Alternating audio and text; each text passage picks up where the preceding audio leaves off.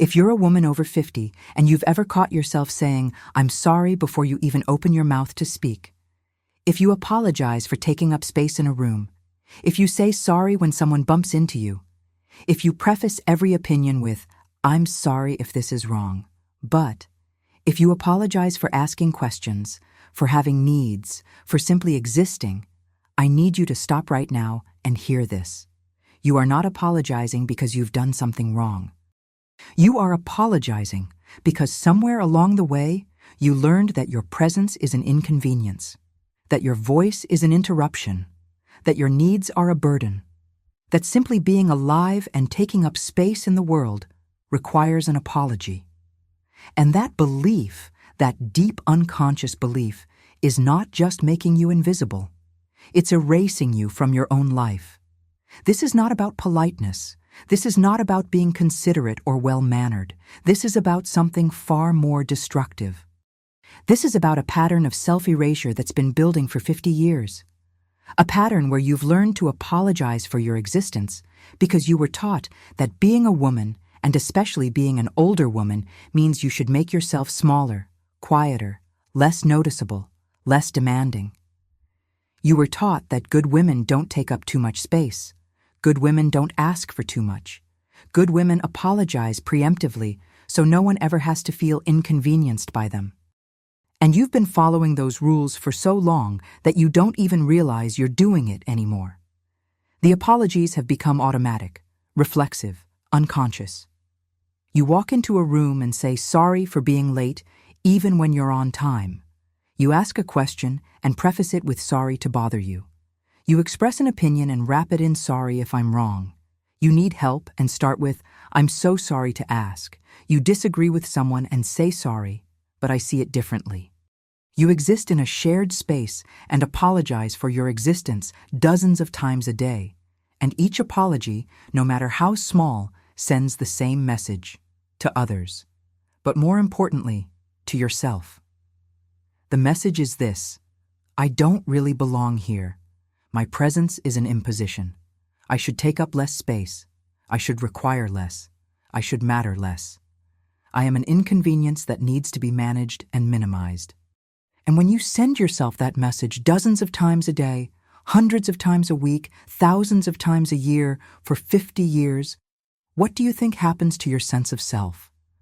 What do you think happens to your confidence, your self-worth, your presence in the world? You start to believe it. You start to internalize it. You start to disappear, not physically, but emotionally, psychologically, spiritually. You become a ghost in your own life, present but not really there, visible but not really seen, speaking but not really heard, because you've been apologizing for your existence for so long that you've convinced yourself and everyone around you that you're not supposed to be here, that your presence is optional, that your needs are negotiable, that your voice is background noise. Psychologist Walter Riso, who has dedicated his life's work to understanding self-worth and human dignity, teaches something that might shock you. He says that chronic apologizing is not humility. It's not politeness. It's not consideration for others. It's self-abandonment. Because every time you apologize for something that doesn't require an apology, you're not being kind to others. You're being cruel to yourself. You're telling yourself that you don't have the right to exist without permission, that you don't have the right to speak without apologizing first, that you don't have the right to need things without feeling guilty, that your very existence is something you should be sorry for. And that is not humility. That is self-destruction. Walter Riso teaches that women who constantly apologize are not being considerate. They're being complicit in their own erasure. Because every unnecessary apology reinforces a belief system that says you don't matter as much as other people, that your time is less valuable, that your needs are less important, that your presence is less welcome. And when you reinforce that belief system every single day through your language, through your apologies, through the way you shrink yourself to make room for everyone else, you're not just being polite. You're teaching the world how to treat you. And the world is listening. The world hears your apologies and says, Okay, she doesn't think she matters, so I won't treat her like she matters. She doesn't think her time is valuable, so I won't value her time. She doesn't think her needs are important, so I won't prioritize her needs. And before you know it, you're living in a world where no one sees you, no one hears you, no one considers you, because you taught them not to through 50 years of apologizing for existing. But here's what I need you to understand before we go any deeper. This is not your fault. You didn't wake up one day and decide to apologize for existing. You were trained, systematically, consistently, deliberately. From the time you were a little girl, you were taught that taking up space is unladylike, that speaking too much is rude, that asking for what you need is selfish, that disagreeing is difficult, that having strong opinions is aggressive, that being visible is attention-seeking, that asserting yourself is bossy. So you learn to shrink, to soften, to qualify every statement, to apologize for every need, to make yourself smaller so everyone else could be bigger. As a survival strategy, as a way to be accepted, as a way to avoid conflict and judgment and rejection. And for a long time, maybe it worked. Maybe apologizing kept you safe, kept you liked, kept you included, kept you from being called difficult or demanding or too much. But now, 50 years later, that survival strategy has become a prison. Because you're not surviving anymore. You're disappearing. The apologies that once protected you are now erasing you. What started as a way to navigate a world that didn't make space for assertive women has become a habit so deep, so automatic, so unconscious that you don't even know you're doing it. You apologize and you don't even hear yourself. But everyone else hears you. And more importantly, some part of you, deep down, hears you too. And that part of you, that inner self that's been listening to these apologies for 50 years, has started to believe them. Has started to believe that you really should be sorry, that you really are an inconvenience, that you really don't deserve to take up space without apologizing for it first. Today, I'm going to show you exactly why you apologize so much. Not surface reasons. Not because you're polite or considerate or kind. Deep reasons. Psychological reasons. Cultural reasons. Conditioning that goes back decades. I'm going to walk you through the specific types of unnecessary apologies that women over 50 make constantly without even realizing it. Apologizing for your presence in physical space. Apologizing for your needs and requests. Apologizing for your opinions and ideas. Apologizing for setting boundaries. Apologizing for having emotions. For each type, you'll understand the psychological mechanism behind it, what it's actually costing you in terms of dignity and self-worth and presence in the world, and exactly, specifically, practically, how to stop. You'll get the language, the scripts, the internal shifts, the rewiring that needs to happen in your brain to break this pattern that's been 50 years in the making. This is not vague advice about being more confident or believing in yourself. This is not empty affirmations or motivational speeches. This is practical, applicable, research-backed psychology combined with real strategies that you can implement today. Because once you stop apologizing for existing, everything changes. And I mean everything. Your relationships change because people start treating you with the respect you're finally requiring. Your self-respect changes because you're no longer betraying yourself dozens of times a day with unnecessary apologies. Your presence in the world changes because you're no longer trying to make yourself invisible. Your voice changes because you're no longer prefacing everything you say with an apology. Your entire life changes. Not because you become rude or aggressive or inconsiderate, but because you finally, after 50 years, give yourself permission to exist, to take up space, to have needs, to speak, to be seen, to matter, without apologizing for any of it. But before we dive into the psychology and the strategies, before we break down the types of apologies and how to stop them, I need you to do something for me right now. If you're a woman over 50 who is exhausted from apologizing, who is tired of making yourself small, who catches yourself saying sorry multiple times a day for things that don't require apologies, who is ready to stop erasing yourself and start living fully and unapologetically. Subscribe to this channel right now. Don't wait until the end of the video. Do it now, because this is enough and whole. This is your space for psychology, truth, and transformation. We are building a community of women who refuse to apologize for existing. Women who are reclaiming their voices, their presence, their dignity, one unapologetic word at a time. Hit that subscribe button, turn on notifications. Because every week, we're going deeper into the psychology of self-worth and giving you the practical tools you need to live without apology, without guilt, without constantly shrinking yourself to make room for everyone else. You belong here, and you don't need to apologize for being here. So subscribe now, join us, and let's do this together. Now let's begin. Let's start by understanding the roots, because you can't stop apologizing until you understand why you started in the first place. You can't break a pattern you don't fully see. You can't change a habit you don't understand. And what I'm about to reveal will make so much of your life make sense. You'll finally understand why you do this, why it feels so automatic, why it's so hard to stop even when you know you're doing it. And once you understand the why, the how becomes possible. Stay with me. To understand why you apologize so much, we need to go back. Not just a few years, decades. Because the apologies you're making today at 50, 55, 60, 65 are not new habits.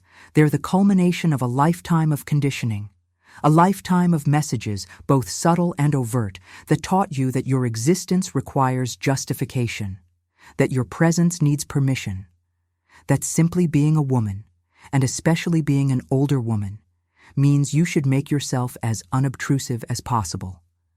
And those messages didn't come from nowhere.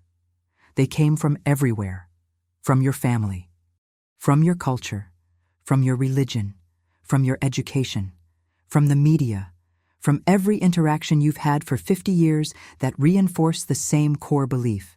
Women should be small. Women should be quiet. Women should apologize for needing anything. And older women should apologize even more because their time has supposedly passed. Let's start with the first and most fundamental reason you apologize constantly. You were raised to believe that your needs are secondary. This is the foundation of everything. From childhood, you watched. You watched your mother apologize for needing help. You watched your grandmother apologize for having an opinion. You watched the women around you shrink and soften and apologize their way through life. And you learned. Not through explicit instruction, though some of that happened too, but through observation, through osmosis, through thousands of tiny interactions that taught you the same lesson over and over. Women who take up space are punished. Women who ask for too much are rejected. Women who speak too loudly are dismissed. Women who don't apologize are called difficult, demanding, aggressive, bitchy. So you learn to apologize, as protection, as camouflage, as a way to exist in a world that didn't really want you to exist fully.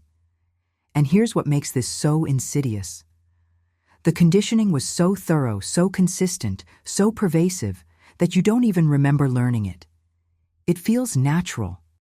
It feels like it's just who you are, just how you were born, polite, considerate, apologetic. But it's not natural. It's trained. You were trained to apologize, systematically trained. And the training started early. When you were a little girl and you spoke up in class and the teacher said, "Don't interrupt." When you had a strong opinion and an adult said, "That's not very ladylike." When you took up space and someone said, "Quiet down." When you asked for something and you were told, "Don't be greedy." When you expressed anger and you were told, "Nice girls don't act like that." Each of these moments was a training session, and the lesson was always the same. Your authentic self is too much. Your real needs are inconvenient. Your actual voice is inappropriate. So shrink, soften, apologize, Make yourself palatable. Make yourself acceptable. Make yourself small enough that no one feels threatened or inconvenienced by you. Walter Riso explains that this kind of conditioning creates what he calls a subordinated identity. You don't develop a sense of self that's grounded in your inherent worth. You develop a sense of self that's grounded in how well you can accommodate others. Your value becomes tied to how little trouble you cause, how few needs you have, how easily you fit into the spaces others allow you. And apologizing becomes the linguistic manifestation of that subordinated identity. Every sorry is a little bow, a little curtsy, a little acknowledgement that you know your place and your place is beneath other people's needs, beneath other people's comfort, beneath other people's priorities. And after 50 years of bowing and curtsying and apologizing your way through life, it becomes automatic. You don't even think about it anymore. The apologies just flow out of you like breathing. The second reason you apologize constantly is because you were taught that conflict is catastrophic, especially for women, especially for older women. You learned that disagreeing with someone, inconveniencing someone, disappointing someone, saying no to someone, these things cause conflict. And conflict is the worst possible outcome. Worse than sacrificing your needs, worse than suppressing your voice, worse than erasing yourself. Because conflict means you're difficult. It means you're not a team player. It means you're selfish. It means you're not a good woman. So you learn to avoid conflict at all costs. And apologizing became your primary conflict avoidance tool. If you apologize before you speak, maybe they won't be angry that you spoke. If you apologize before you ask for something, maybe they won't resent you for needing it. If you apologize before you disagree, maybe they won't reject you for having a different opinion. The apology is a preemptive peace offering, a way to smooth over potential conflict before it even starts. But here's the cost. You never get to find out if the conflict would have actually happened. You never get to discover that most people can handle a simple request without you apologizing for it first. You never learn that disagreement doesn't have to mean disaster, because you're too busy apologizing to ever test those assumptions. Walter Riso teaches that women who constantly apologize are operating from a conflict-avoidant mindset that's rooted in fear. Fear of rejection, fear of disapproval, fear of being seen as difficult.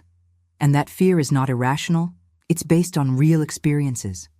Real consequences you've faced when you didn't apologize, when you were too direct, when you asked for too much, when you took up too much space.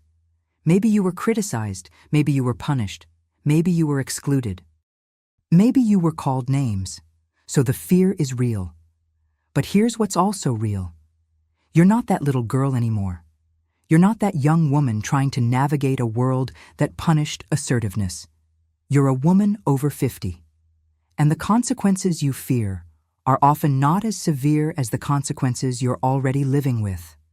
The consequence of constant apologizing is invisibility, is voicelessness, is a life where you never get to be fully yourself. And that consequence is worse than the conflict you're avoiding. The third reason you apologize so much is internalized ageism. And this one is particularly painful for women over 50 because it's a relatively new layer of conditioning. When you were younger, you may not have apologized quite as much. You may have had more confidence, more voice, more presence. But somewhere around 50, something shifted. You started to internalize the cultural message that older women are supposed to disappear, that your time has passed, that you've had your turn, and now it's time to step aside and make room for younger people. And once you internalize that message, the apologies multiply. Because if you believe your time has passed, then your very existence feels like an intrusion.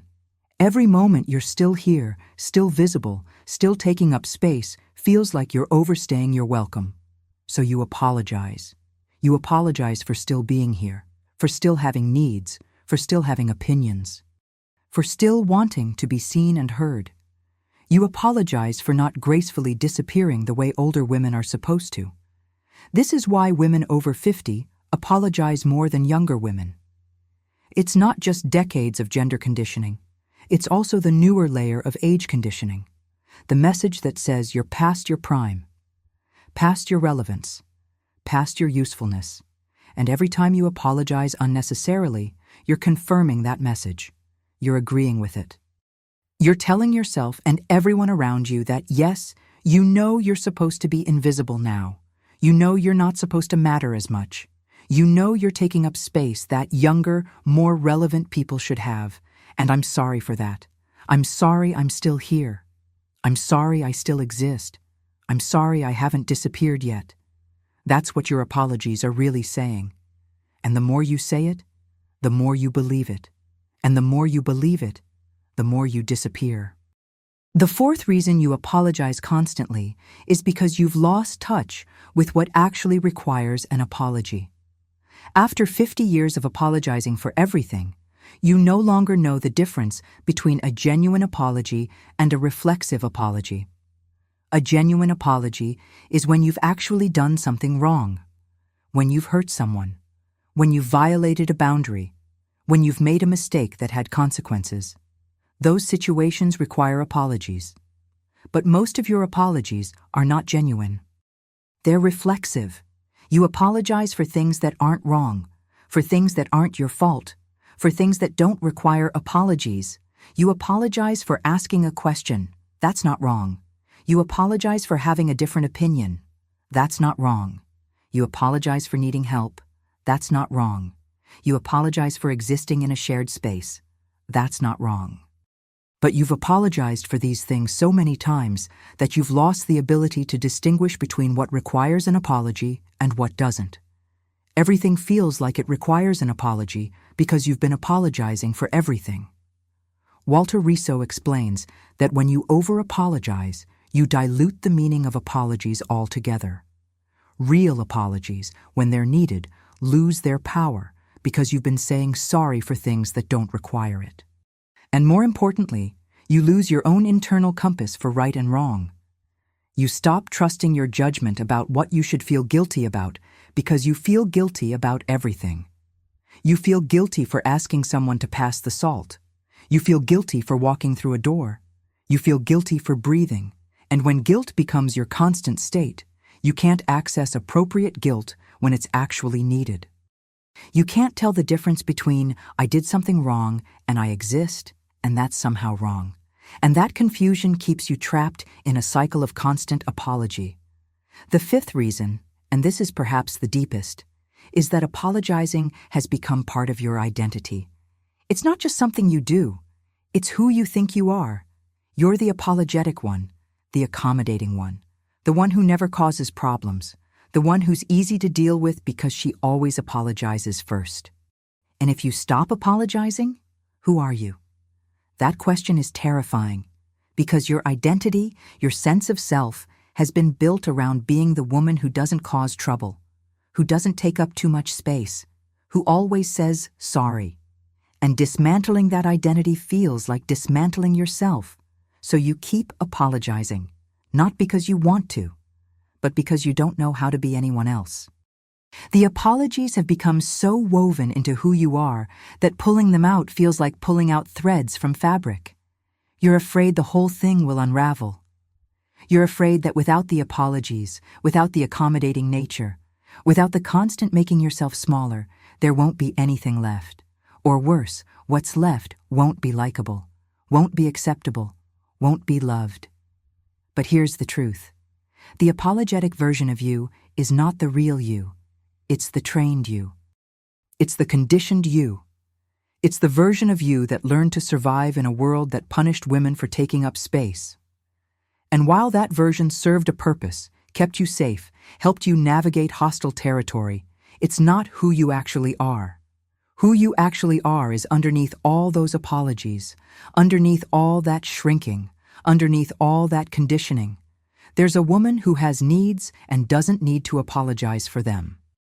A woman who has opinions and doesn't need to apologize for them.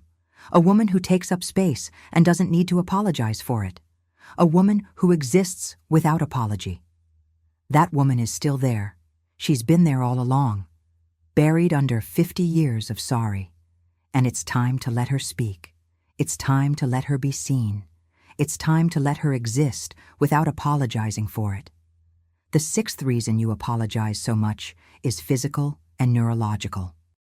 After decades of apologizing, the neural pathways in your brain that connect existence to apology are deeply grooved. It's become a habit at the neurological level. Your brain has literally wired itself to produce an apology in certain situations automatically. You walk into a room and your brain fires, say sorry. You ask a question and your brain fires, say sorry.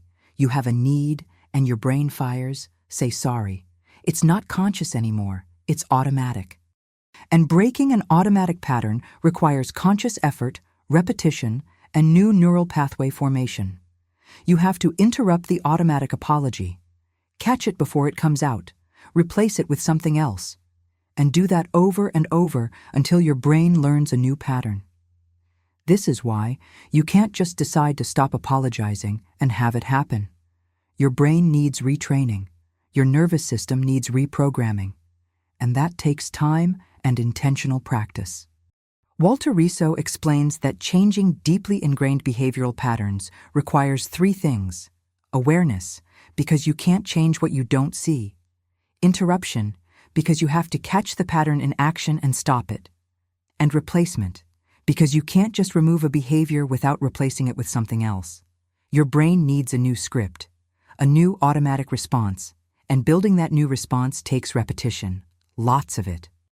Which means you're going to apologize unnecessarily many more times before you stop. And that's okay. That's part of the process. Every time you catch yourself apologizing unnecessarily, you're building awareness. Every time you interrupt the apology midstream, you're weakening the old pathway. Every time you replace the apology with something else, you're building a new pathway. Slowly, gradually, one neural connection at a time. Until one day, you'll notice that the automatic apology didn't come, and then another day, and another, until not apologizing becomes the new automatic pattern. These 6 reasons, childhood conditioning, conflict avoidance, internalized ageism, loss of discernment, identity fusion, and neurological grooming, they all work together to create the chronic apologizing pattern you're living with today. It's not one thing, it's all of them, layered on top of each other, reinforcing each other, creating a web of apology that's so thick, so strong, so automatic that breaking free feels impossible. But it's not impossible. It's just hard. And it's going to require you to face some uncomfortable truths, to feel some uncomfortable feelings, to do some uncomfortable things. But uncomfortable is not the same as impossible. Uncomfortable is just the price of change. And the change you're going to make, the shift from constant apology to unapologetic existence, is worth every moment of discomfort. Because on the other side of that discomfort is freedom, is dignity, is presence, is a life where you finally get to exist without saying sorry for it. Now that you understand why you apologize constantly, let's get specific. Let's break down the exact types of unnecessary apologies you make every single day. And we're starting with the most fundamental one. The one that underlies almost everything else. Apologizing for your physical presence, for taking up space in the world, for existing in a body that occupies physical territory. This is the apology you make when you walk into a room, when you sit down, when you stand in line, when you pass someone in a hallway, when you exist in any shared physical space, and it manifests in dozens of ways you probably don't even notice anymore. You walk into a meeting and say, "Sorry, I'm late," even when you're on time. You squeeze past someone on a sidewalk and say sorry. You reach for something at the same time as someone else, and you're the one who says sorry. Someone bumps into you and you say sorry. You need to get someone's attention, and you start with sorry to bother you. You're sitting in a seat that someone wants, and you apologize as you move. You're standing in a spot someone needs to walk through, and you apologize as you step aside. Over and over and over, dozens of times a day, you apologize for the simple fact that your body exists in space, and that space sometimes intersects with other people's space. And each of these apologies sends the same message. My presence here is an inconvenience. My body taking up this space is a problem. I should not be here, or at least I should be sorry that I am. Walter Riso teaches that apologizing for your physical presence is the most primal form of self-erasure, because it's apologizing for the most basic fact of your existence. You exist. You have a body.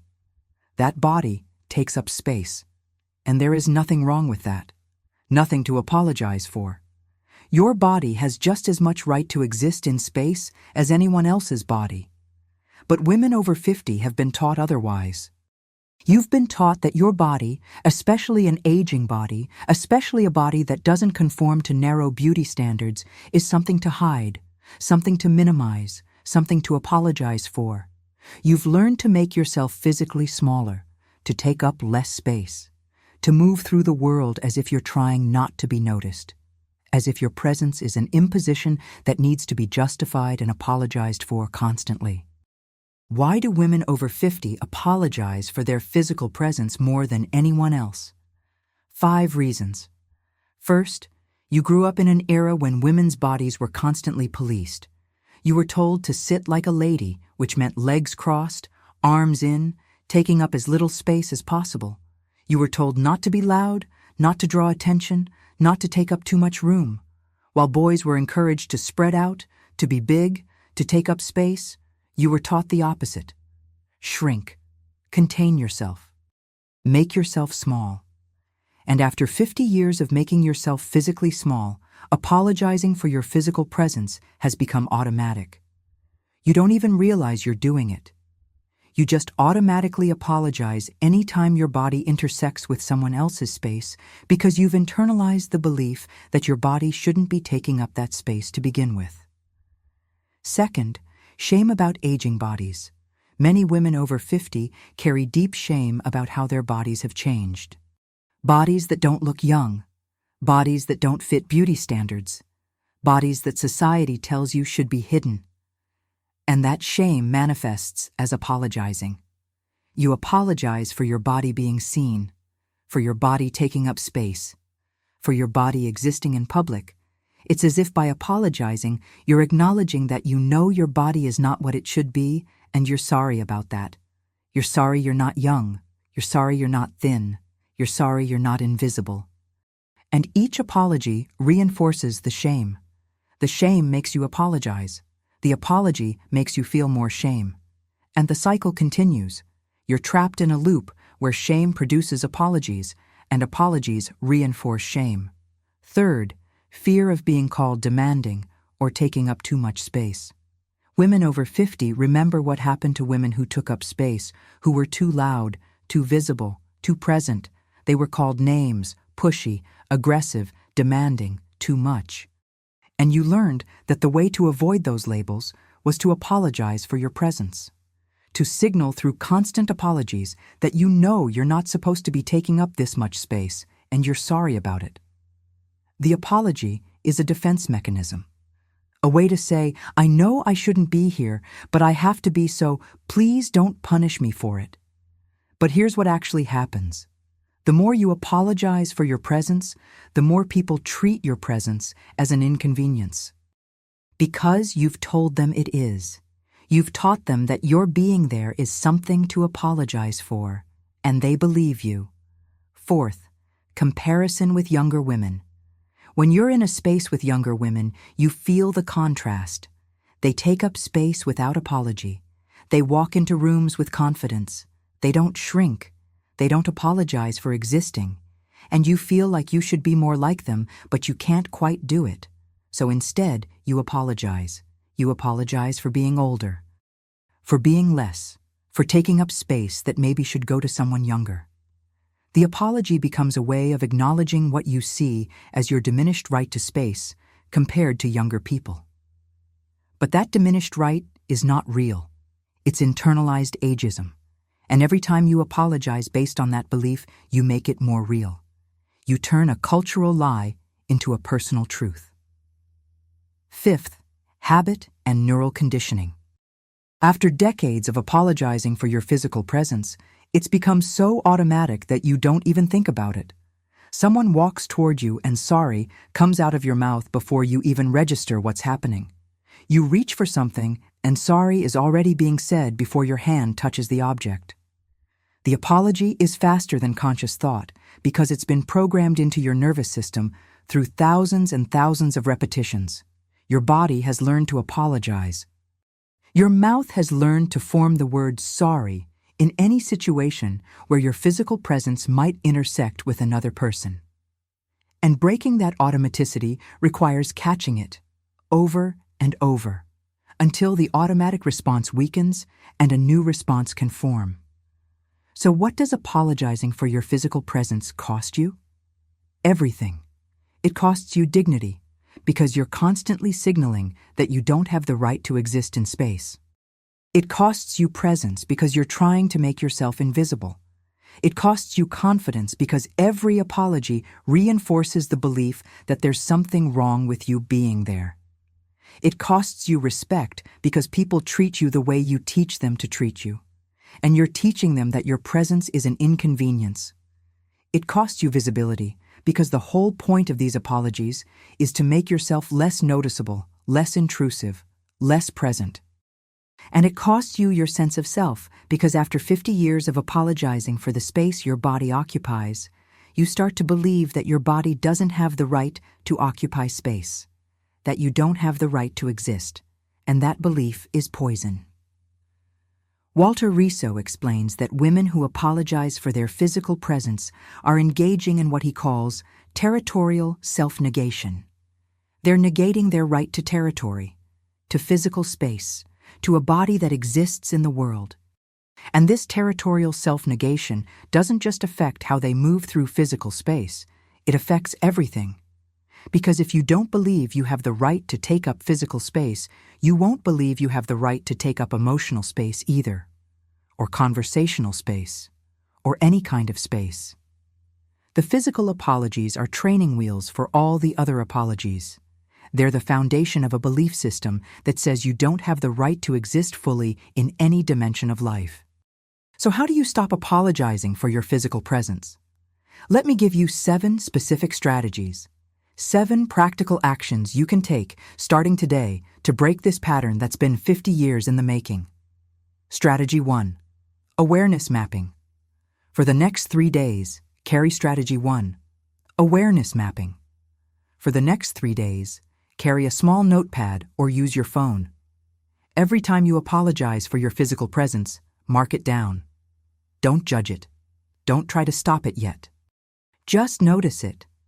By the end of 3 days, you'll have a map of when and where and how often you apologize for existing in space. Most women are shocked by the number. 50 apologies, 100 apologies, in just 3 days, for simply existing. Once you see the pattern, once you have evidence of how often you're doing it, the automatic nature of it becomes visible. And visibility is the first step to change. Strategy 2. The pause practice. Once you've built awareness, start interrupting the apology before it comes out. When you feel the word sorry forming, pause. Take a breath. Ask yourself, did I actually do something wrong? Did I hurt someone? Did I violate a boundary? If the answer is no, don't say sorry. Say something else or say nothing at all. If someone bumps into you, instead of sorry, say excuse me or nothing. If you need to get past someone, instead of sorry, say excuse me. May I get through? If you walk into a room, instead of sorry I'm late when you're not late, just walk in. The pause breaks the automatic pattern. It gives you a split second to choose a different response, and that split second is where change happens. Strategy 3. Replace apologies with neutral statements. You don't have to go from apologizing to aggressive assertiveness. You can use neutral language that acknowledges the situation without apologizing for your existence. Instead of sorry, when you need someone to move, try excuse me or pardon me. Instead of sorry, when you're reaching for something, try I'm just grabbing this or reaching past you. Instead of sorry, when you walk into a space, just walk in. Neutral statements acknowledge that you're navigating shared space without implying that your presence is wrong. They're courteous without being apologetic, and they train your brain and everyone else that you have a right to exist in space without apology. Strategy 4. Body posture correction. Apologizing for your physical presence is often accompanied by physical shrinking. You make yourself smaller, shoulders hunched, head down, arms pulled in, taking up as little space as possible. So work on your posture. Stand tall, shoulders back, head up, take up space with your body. When you sit, don't cross your legs into the smallest possible position. Sit comfortably. When you walk, walk with purpose, not aggressively, but not apologetically either. When your body takes up space confidently, your mouth has less need to apologize for it, because your body is sending a different message, a message that says, I have a right to be here. And when your body believes that, your words start to believe it too. Strategy 5. The No Apology Challenge. Pick one day, just one, and challenge yourself to go the entire day without apologizing for your physical presence. You can still apologize if you genuinely do something wrong. But no apologies for walking into a room, reaching for something, passing someone, existing in shared space. Just one day. It will be hard. You'll catch yourself starting to apologize dozens of times. But every time you catch yourself and don't say it, you're building a new neural pathway. You're teaching your brain that you can exist in space without apologizing, and one day becomes evidence that it's possible, which makes the second day easier, and the third, until not apologizing becomes the new normal. Strategy 6. Visualization practice. Every morning, before you start your day, spend 2 minutes visualizing yourself moving through space without apology. See yourself walking into a room without saying sorry. See yourself reaching for something without apologizing. See yourself taking up space confidently. Visualization is powerful because your brain doesn't fully distinguish between imagined experience and real experience. When you visualize yourself existing without apology, you're creating neural patterns that support that behavior. You're rehearsing the new pattern in your mind, so when the real situation comes, your brain has already practiced the response you want. Strategy 7. Reframe your relationship with space. This is the deepest work. You need to fundamentally shift your belief about your right to physical space. And that shift happens through repetition of new thoughts. Every time you catch yourself about to apologize for your presence, stop and tell yourself, I have a right to be here. My body has a right to exist in space. I don't need to apologize for existing. Say it, even if you don't believe it yet. Say it, especially if you don't believe it yet. Because belief follows behavior. The more you act as if you have a right to space, the more you'll start to believe it. And the more you believe it, the less you'll feel the need to apologize for it. Let me tell you about Dorothy. She's 63. She came to one of my workshops and told me she apologized for her physical presence so much that her daughter had started counting. In one lunch outing, Dorothy apologized 17 times for sitting down, for reaching for the menu, for asking the waiter a question, for getting up to use the restroom, for everything. Her daughter finally said, Mom, you apologize for existing. And it broke Dorothy's heart because it was true. She'd been apologizing for existing for so long she didn't even hear herself anymore. So Dorothy did the awareness mapping, 3 days of tracking every apology. She counted over 200 apologies in 3 days for her physical presence alone. 200 times she apologized for having a body that occupied space. She was devastated. But also, something clicked. She realized she'd been at war with her own existence for decades, constantly apologizing for the basic fact that she was alive and took up space. And she decided she was done. She started with the pause practice. Every time she felt sorry coming, she paused, breathed, chose a different response. The first week was exhausting. She caught herself 100 times, but she kept going. Week 2 was a little easier. Week 3, the automatic apologies started to decrease. By week 4, she noticed something. She walked into her daughter's house without apologizing. Sat down without apologizing. Existed without apologizing. And her daughter noticed too. She said, "Mom, you seem different. More present." Dorothy said, "I'm just finally giving myself permission to exist." 6 months later, Dorothy told me, "I didn't realize how much energy I was spending apologizing for existing. Now that I've stopped, I have so much more energy for actually living." That's what happens when you stop apologizing for your physical presence. You reclaim energy. You reclaim space. You reclaim your right to exist. And that reclamation changes everything. The second type of unnecessary apology that women over 50 make constantly is apologizing for having needs and making requests.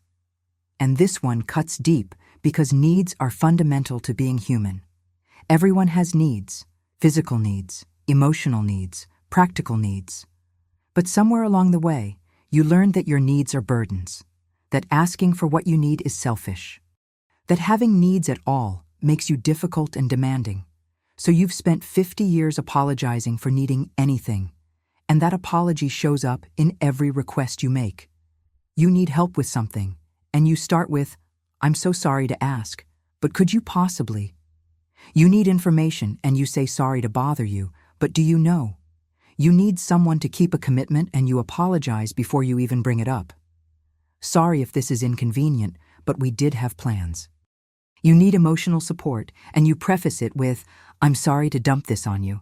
You need someone to stop doing something that's hurting you, and you apologize for bringing it up. "I'm sorry to make a big deal out of this, but..."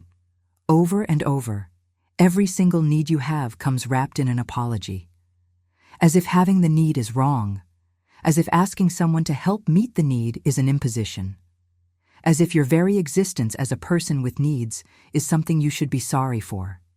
Walter Riso teaches that apologizing for your needs is one of the most damaging forms of self-betrayal. Because needs are not optional. They're not preferences. They're requirements for being a functioning human being. You need food. You need sleep. You need connection. You need support. You need help sometimes. You need people to keep their word. You need to be treated with respect. These are not luxuries. These are needs. And apologizing for them is apologizing for being human.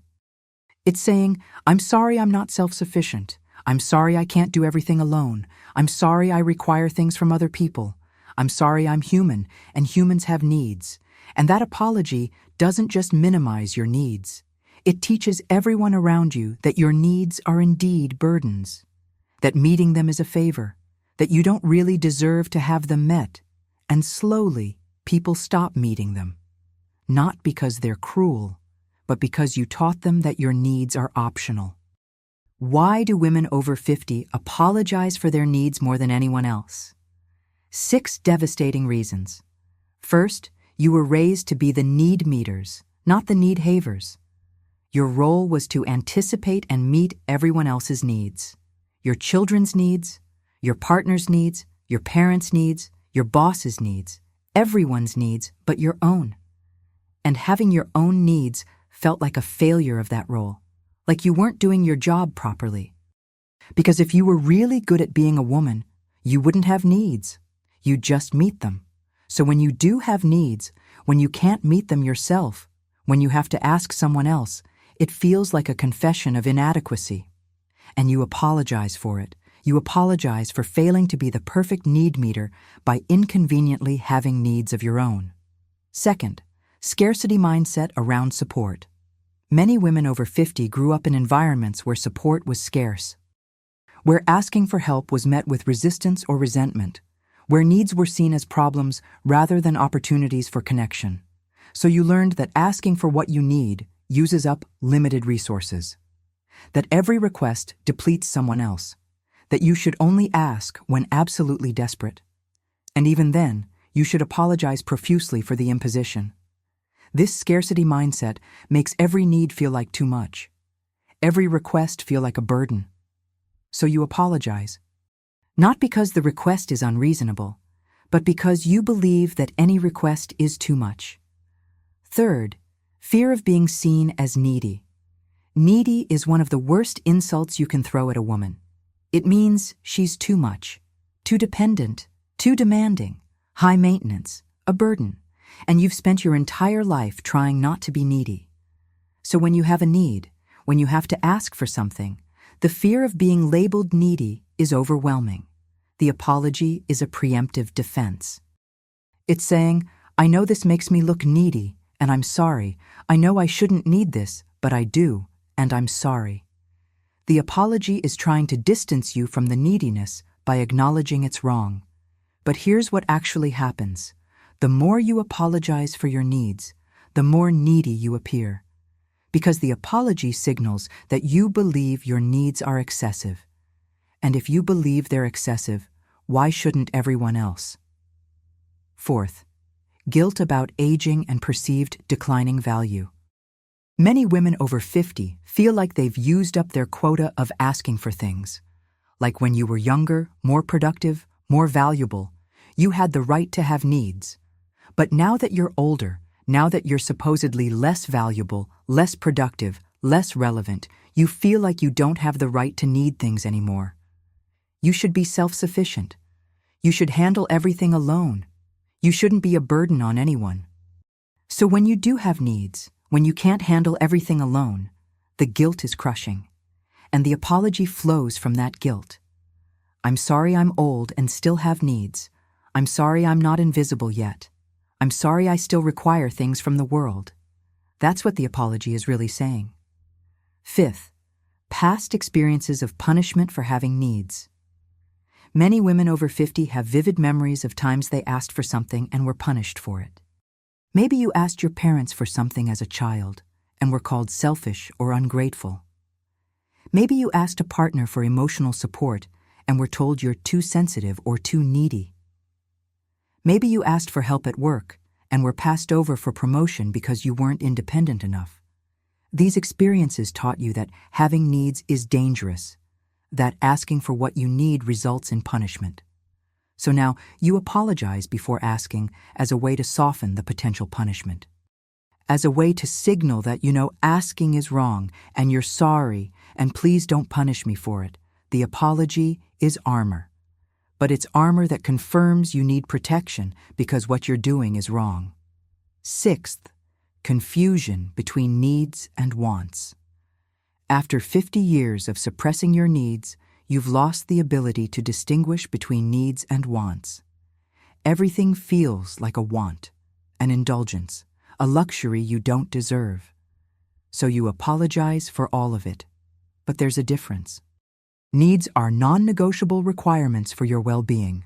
Wants are preferences, and you have a right to both. You have a right to need things, and you have a right to want things.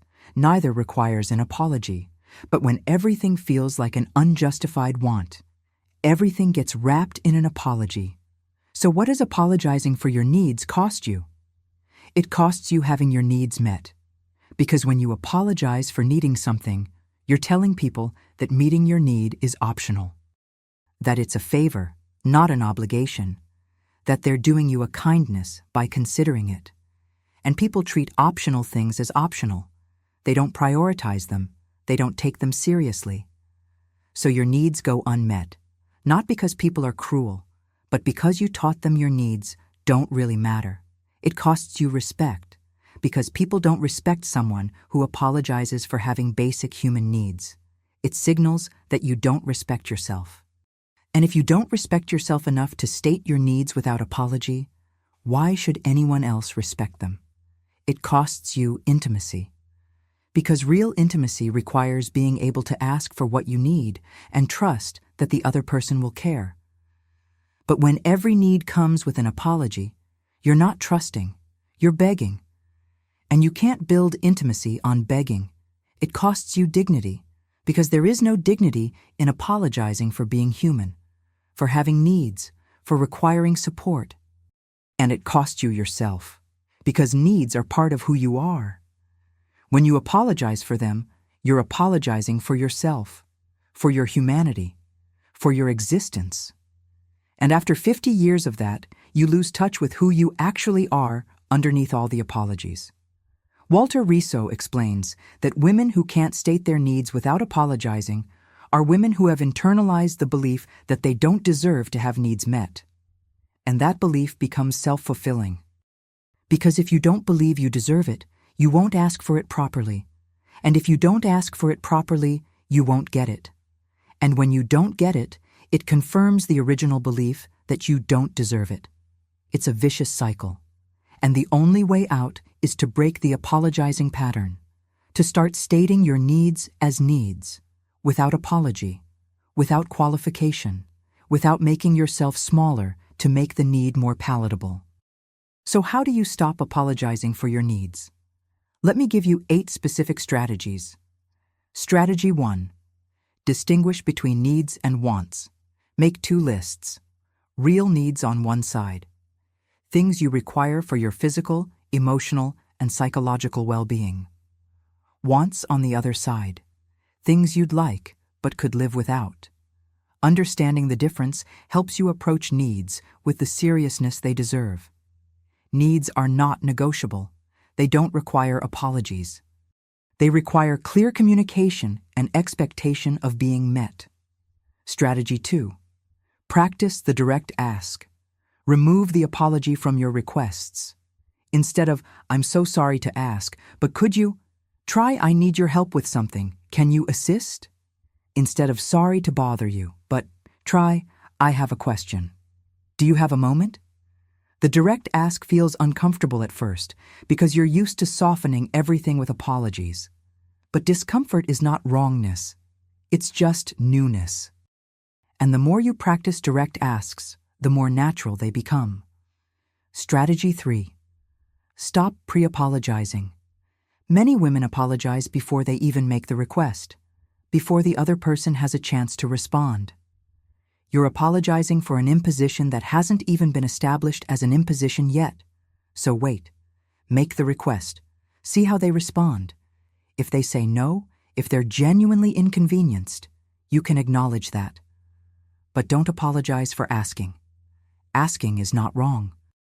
And pre-apologizing teaches people that your requests are burdens before they even know what you're asking for. Strategy 4. Reframe needs as information. When you state a need, you're not demanding something. You're providing information. "I need help with this."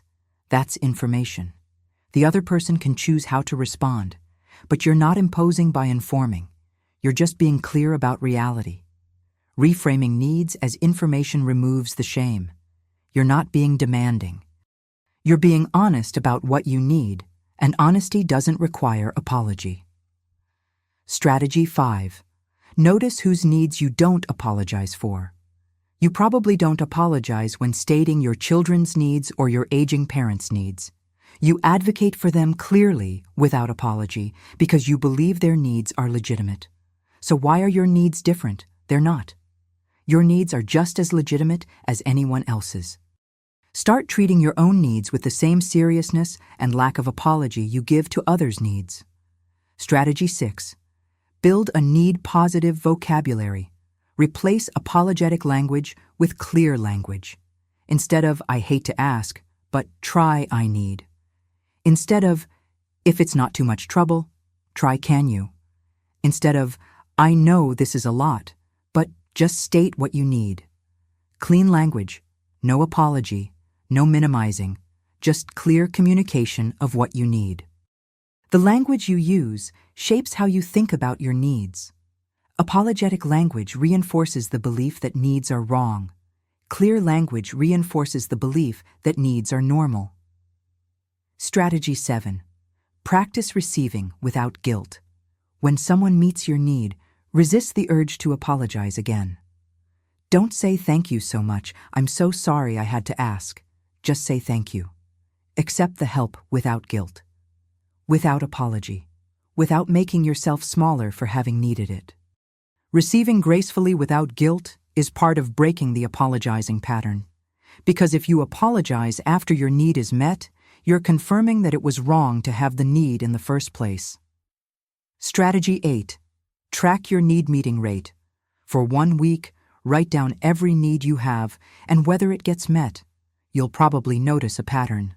Needs you state clearly without apology have a higher chance of being met. Needs wrapped in apologies often go unmet or are met half-heartedly. That data is powerful. It shows you that apologizing doesn't help. It hurts. And seeing that correlation can motivate you to stop. Let me tell you about Helen. She's 59. She'd been married for 35 years. And for 35 years, every need she stated came with an apology. "Honey, I'm sorry, but could you possibly help me with dinner?" "I'm sorry to ask, but could we talk about our vacation plans?" "I hate to bother you, but I need you to pick up the prescription." Every single need apologized for. Her husband had learned that her needs were optional, things he'd get to when convenient, because she apologized for them, signaling they weren't really important. One day, Helen's back went out. She couldn't move. She needed her husband to help her get to the doctor, and she started with the apology. "Honey, I'm so sorry, but I think I need." He cut her off, said, "Can it wait? I'm watching the game." And something in Helen broke. She'd apologized for needing him for 35 years, and he'd learned that her needs could wait, that they were impositions he could decline. She realized the apologizing had taught him not to take her seriously. So Helen changed. When her back healed, she started stating her needs without apology. "I need you to help with dinner tonight." Not a question, not an apology, a statement. At first her husband was confused, then resistant. Then slowly he adjusted. Because Helen stopped apologizing, he stopped treating her needs as optional. He started taking them seriously because she was finally taking them seriously. Helen told me a year later, "I can't believe I spent 35 years apologizing for having needs. And I can't believe how much it changed when I stopped." The third type of unnecessary apology that women over 50 make constantly is apologizing for having opinions and ideas. And this one is particularly insidious because opinions and ideas are how you participate in the world. They're how you contribute to conversations, how you make decisions, how you share your perspective. But somewhere along the way, you learned that your opinions don't matter as much as other people's opinions, that your ideas are less valuable, that expressing what you think is presumptuous. So you've spent 50 years apologizing for having thoughts, and that apology shows up every time you open your mouth to share your perspective. You're in a meeting, and you have an idea, and you start with, "I'm sorry if this is stupid, but what if?" You're in a conversation, and you disagree with something, and you say, "Sorry, but I see it differently." You're asked for your opinion, and you preface it with, "I'm sorry, I don't know much about this, but..." You have expertise in an area, and someone asks you a question, and you start your answer with, "I'm not an expert, but..." You're discussing something you care about, and you apologize for being passionate. "Sorry, I know I'm going on about this." Over and over, every opinion you express, every idea you share, every perspective you offer comes wrapped in an apology. As if having thoughts is presumptuous, as if your perspective is less valid than everyone else's, as if you need permission to participate in conversations. Walter Riso teaches that apologizing for your opinions is intellectual self-erasure, because opinions are not facts. They don't have to be right or wrong, they're perspectives. And your perspective is valid simply because it's yours. You've lived for over 50 years. You've accumulated experience, wisdom, knowledge. Your perspective has been shaped by decades of living. And that perspective matters. But when you apologize for it, you're saying it doesn't matter. You're saying your thoughts are less important than other people's thoughts. You're saying you don't really have the right to think differently. And after 50 years of apologizing for your opinions, you start to believe you don't have the right to have them. So you stop forming them. Or you form them, but don't share them. Or you share them so tentatively, wrapped in so many apologies that no one takes them seriously. Why do women over 50 apologize for their opinions more than anyone else? 7 reasons. First, you grew up in an era when women's opinions were routinely dismissed. You were told that certain topics were for men to discuss, that your input wasn't needed, that you should listen more and talk less. You watched women who expressed strong opinions get labeled as opinionated, which was not a compliment. It meant pushy, aggressive, too much. So you learned to soften your opinions, to qualify them, to apologize for having them. The apology was a way to express an opinion while signaling that you knew your opinion didn't really count. Second, imposter syndrome that intensifies with age. Many women over 50 suffer from deep imposter syndrome. The feeling that you don't really know what you're talking about, that you're going to be exposed as a fraud, that everyone else knows more than you do, and that feeling makes you apologize for your opinions preemptively. You apologize before someone can challenge you, before someone can tell you you're wrong. The apology is armor against the exposure you fear. But the armor confirms the fear. If you're apologizing for your opinion, you must not be confident in it. And if you're not confident in it, why should anyone else be? Third, decades of being talked over. Most women over 50 have thousands of experiences of being interrupted, talked over, dismissed, ignored in conversations. You start to share an idea and someone cuts you off. You express an opinion and someone immediately contradicts you without really hearing you first. You contribute to a discussion and your point gets attributed to someone else. After decades of this, you start apologizing for speaking as a way to try to prevent the interruption. As a way to signal, I know I'm interrupting the flow here, but if you could just let me finish. The apology is a plea for space in the conversation.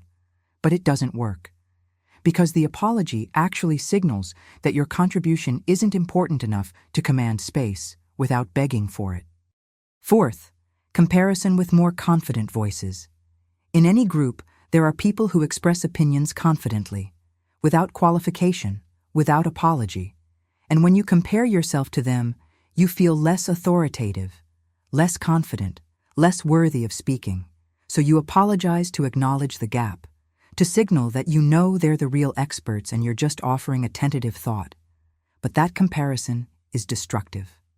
Because confidence in delivery doesn't equal correctness of content. Someone can be completely wrong with total confidence, and someone can be absolutely right while apologizing for speaking. The apology has nothing to do with the validity of the opinion. It only affects whether people take it seriously. Fifth, fear of conflict. Women over 50 know that expressing a different opinion can lead to conflict, and you've been taught that conflict is catastrophic. So you soften your opinions with apologies to avoid conflict. Sorry, but I disagree. The sorry is trying to take the edge off the disagreement, trying to make it more palatable, less confrontational. But here's what actually happens. The apology makes your disagreement seem less legitimate. It makes it sound like you're not really sure, like you're open to being talked out of it. So people don't take your disagreement seriously, they dismiss it. And ironically, you end up in conflict anyway because your opinion wasn't respected, which breeds resentment. Sixth, internalized ageism about relevance. Many women over 50 have internalized the belief that their opinions are outdated, that the world has moved on, that younger people understand things better, that you're out of touch. So when you do express an opinion, you apologize for potentially being irrelevant. Sorry, I'm probably old-fashioned, but... Sorry, I know things are different now, but... The apology acknowledges what you fear is true, that your perspective doesn't matter anymore because you're old. But that fear is based on a lie. Age brings perspective that youth doesn't have. Experience that can't be manufactured. Wisdom that only comes from living. Your opinions aren't less valuable because you're older. They're often more valuable.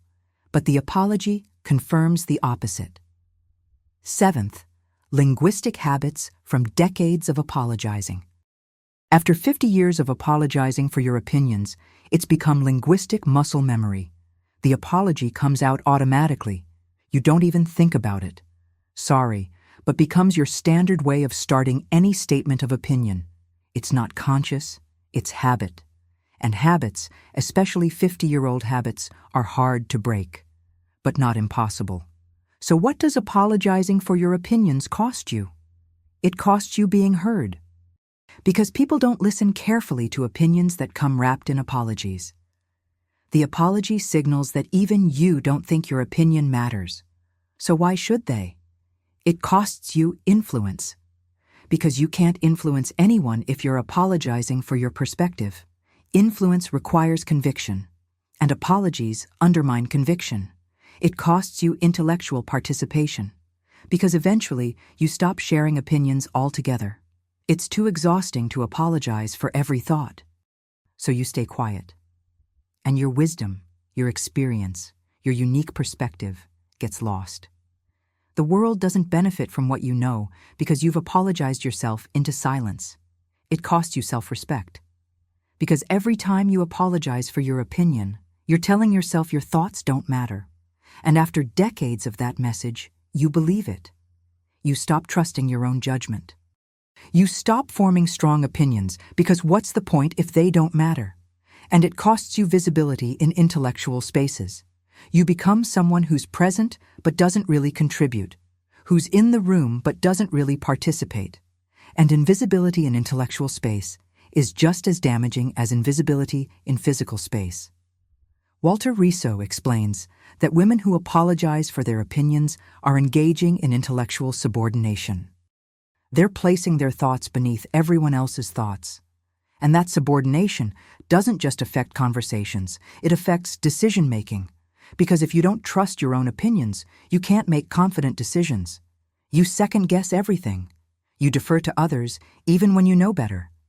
You let people overrule your judgment even in areas where you have more experience. And that subordination keeps you trapped in patterns where other people make choices for your life because you've apologized your way out of intellectual authority. So how do you stop apologizing for your opinions? Let me give you 9 strategies. Strategy 1. Track your opinion apologies. For 3 days, notice every time you apologize before or while expressing an opinion. Write them down. By day 3, you'll have a clear pattern. You'll see exactly how often you're doing it and in what contexts. That awareness is crucial because you can't change what you don't see. Strategy 2. Replace sorry with I think or I believe. These phrases assert your right to an opinion without apologizing for it. Instead of sorry, but I disagree, try I see it differently. Instead of sorry if this is wrong, try I think we should consider. You're still being respectful, but you're not apologizing for having thoughts. Strategy 3. Practice stating opinions as opinions, not questions. Many women turn their opinions into questions to soften them. We should do this, shouldn't we? That's an opinion disguised as a question to avoid seeming too assertive. Practice stating your opinion as a statement. I think we should do this. Or, I believe this is the best approach. Let your opinion stand as an opinion without turning it into a question-seeking validation. Strategy 4. Stop pre-qualifying your expertise. Many women say I'm not an expert, but before sharing knowledge they actually do have. If you have experience or knowledge in an area, share it without disclaiming your expertise. If you truly don't know, it's fine to say I'm not sure, but here's what I think. But don't apologize for the thought. Strategy 5. Allow disagreement without apologizing for it. Disagreement is normal, healthy even. You don't have to apologize for seeing things differently. Practice saying I disagree or I have a different perspective without sorry attached. Disagreement isn't an attack. It's a contribution to a fuller understanding of an issue. Strategy 6. Build confidence through small opinion sharing. Start expressing opinions on low-stakes topics without apology. What movie to see, where to eat. Small decisions. Build the muscle of unapologetic opinion sharing in safe contexts. Then gradually move to higher-stakes opinions. The practice builds neural pathways that make it easier. Strategy 7. Remember that opinions don't have to be right. Opinions are perspectives, not facts. They can be different without being wrong. Letting go of the need to be right makes it easier to share opinions without apology. You're not claiming absolute truth. You're sharing your perspective. And your perspective is valid simply because it's yours. Strategy 8. Notice who gets to have unapologetic opinions. In any group, notice who expresses opinions confidently without apology. Often it's men, or younger people, or people in positions of authority. But they're not more entitled to opinions than you are. They've just been taught they don't need to apologize. You can learn the same thing. Your opinion is just as valid as anyone else's in the room. Strategy 9.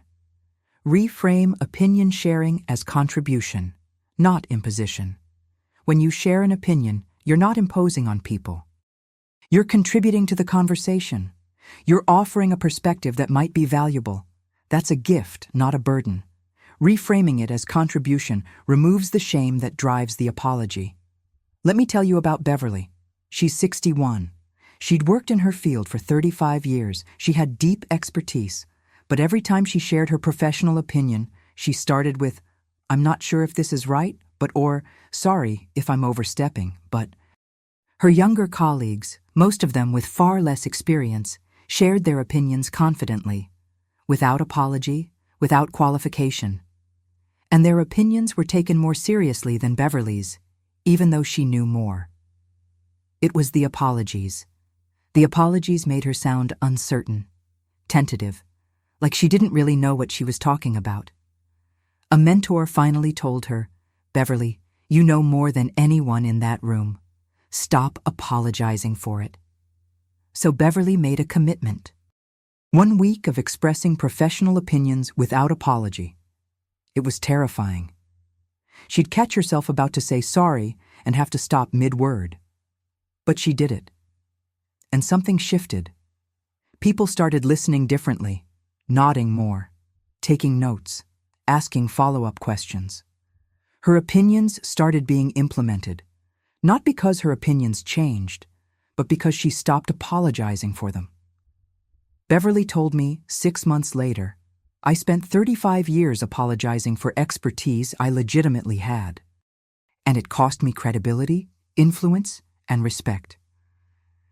The moment I stopped apologizing, everything changed. Not because people changed, but because I finally gave my opinions the respect they deserved. The fourth type of unnecessary apology that women over 50 make constantly is apologizing for setting boundaries. And this one is particularly destructive because boundaries are essential for healthy relationships and self-respect. Boundaries are how you protect your time, your energy, your peace, your dignity. They're how you communicate what's acceptable and what's not. But somewhere along the way, you learned that setting boundaries makes you selfish, difficult, mean. So you've spent 50 years apologizing every time you try to protect yourself. And that apology undermines the boundary before it's even fully set. You need to say no to something, and you start with, "I'm so sorry, but I can't." You need to leave a conversation that's become disrespectful, and you apologize as you go. "Sorry, but I need to step away from this." You need to correct someone who's crossing a line, and you preface it with, "I'm sorry to bring this up, but..." You need time alone, and you apologize for needing it. "Sorry, I know I'm being antisocial, but I need some space." You need someone to stop doing something that hurts you, and the boundary comes wrapped in apologies. "I'm sorry if I'm being too sensitive, but could you not?" Over and over, every boundary you set, every line you draw, every time you protect yourself comes with an apology attached. As if protecting yourself is wrong. As if having limits is a character flaw. As if saying no to what hurts you requires permission and apology. Walter Riso teaches that apologizing for boundaries is the fastest way to ensure those boundaries aren't respected. Because boundaries require conviction. They require you to believe that what you're protecting matters, that your peace matters, that your well-being matters. But when you apologize for a boundary, you're signaling that you don't really believe it matters. You're saying, "I know this boundary is an inconvenience and I'm sorry for imposing it." The apology tells people that the boundary is negotiable, that if they push back, you'll probably cave because even you don't think the boundary is that important. And people will push back. Not necessarily because they're trying to violate you, but because you've signaled that pushing back is acceptable. The apology invited the pushback. Why do women over 50 apologize for setting boundaries? 8 reasons. First, you were taught that boundaries are selfish, that good women are accommodating, flexible, available, that saying no is unkind. So when you do set a boundary, when you do say no, when you do protect yourself, it feels selfish. And you apologize for the selfishness. But boundaries aren't selfish, they're self-respect. And there's a difference. Selfishness is putting your needs above everyone else's, regardless of impact. Self-respect is honoring your needs alongside everyone else's. And self-respect doesn't require apology. Second, guilt about disappointing people. Every boundary you set potentially disappoints someone. They wanted something from you, and you said no. They expected you to be available, and you weren't. They crossed a line, and you called it out. And disappointing people feels terrible, so you apologize for it.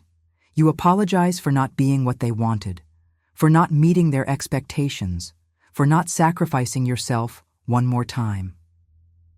But here's the truth. Disappointing people is sometimes necessary. You can't protect yourself without sometimes disappointing people. And apologizing for it doesn't make the disappointment go away. It just makes you feel like you did something wrong when you didn't. Third, fear of conflict. Setting boundaries often creates conflict. People don't like being told no. They don't like having limits placed on their access to you. So they push back. They get angry. They accuse you of being selfish or difficult or mean. And conflict is scary. So you try to soften the boundary with an apology. You're hoping the apology will prevent the conflict, but it doesn't. It just makes the boundary weaker.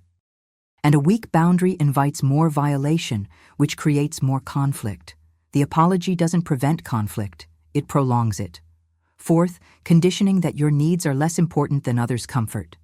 You've been taught for 50 years that other people's comfort matters more than your peace. That you should endure discomfort so others don't have to. That their feelings matter more than your well-being.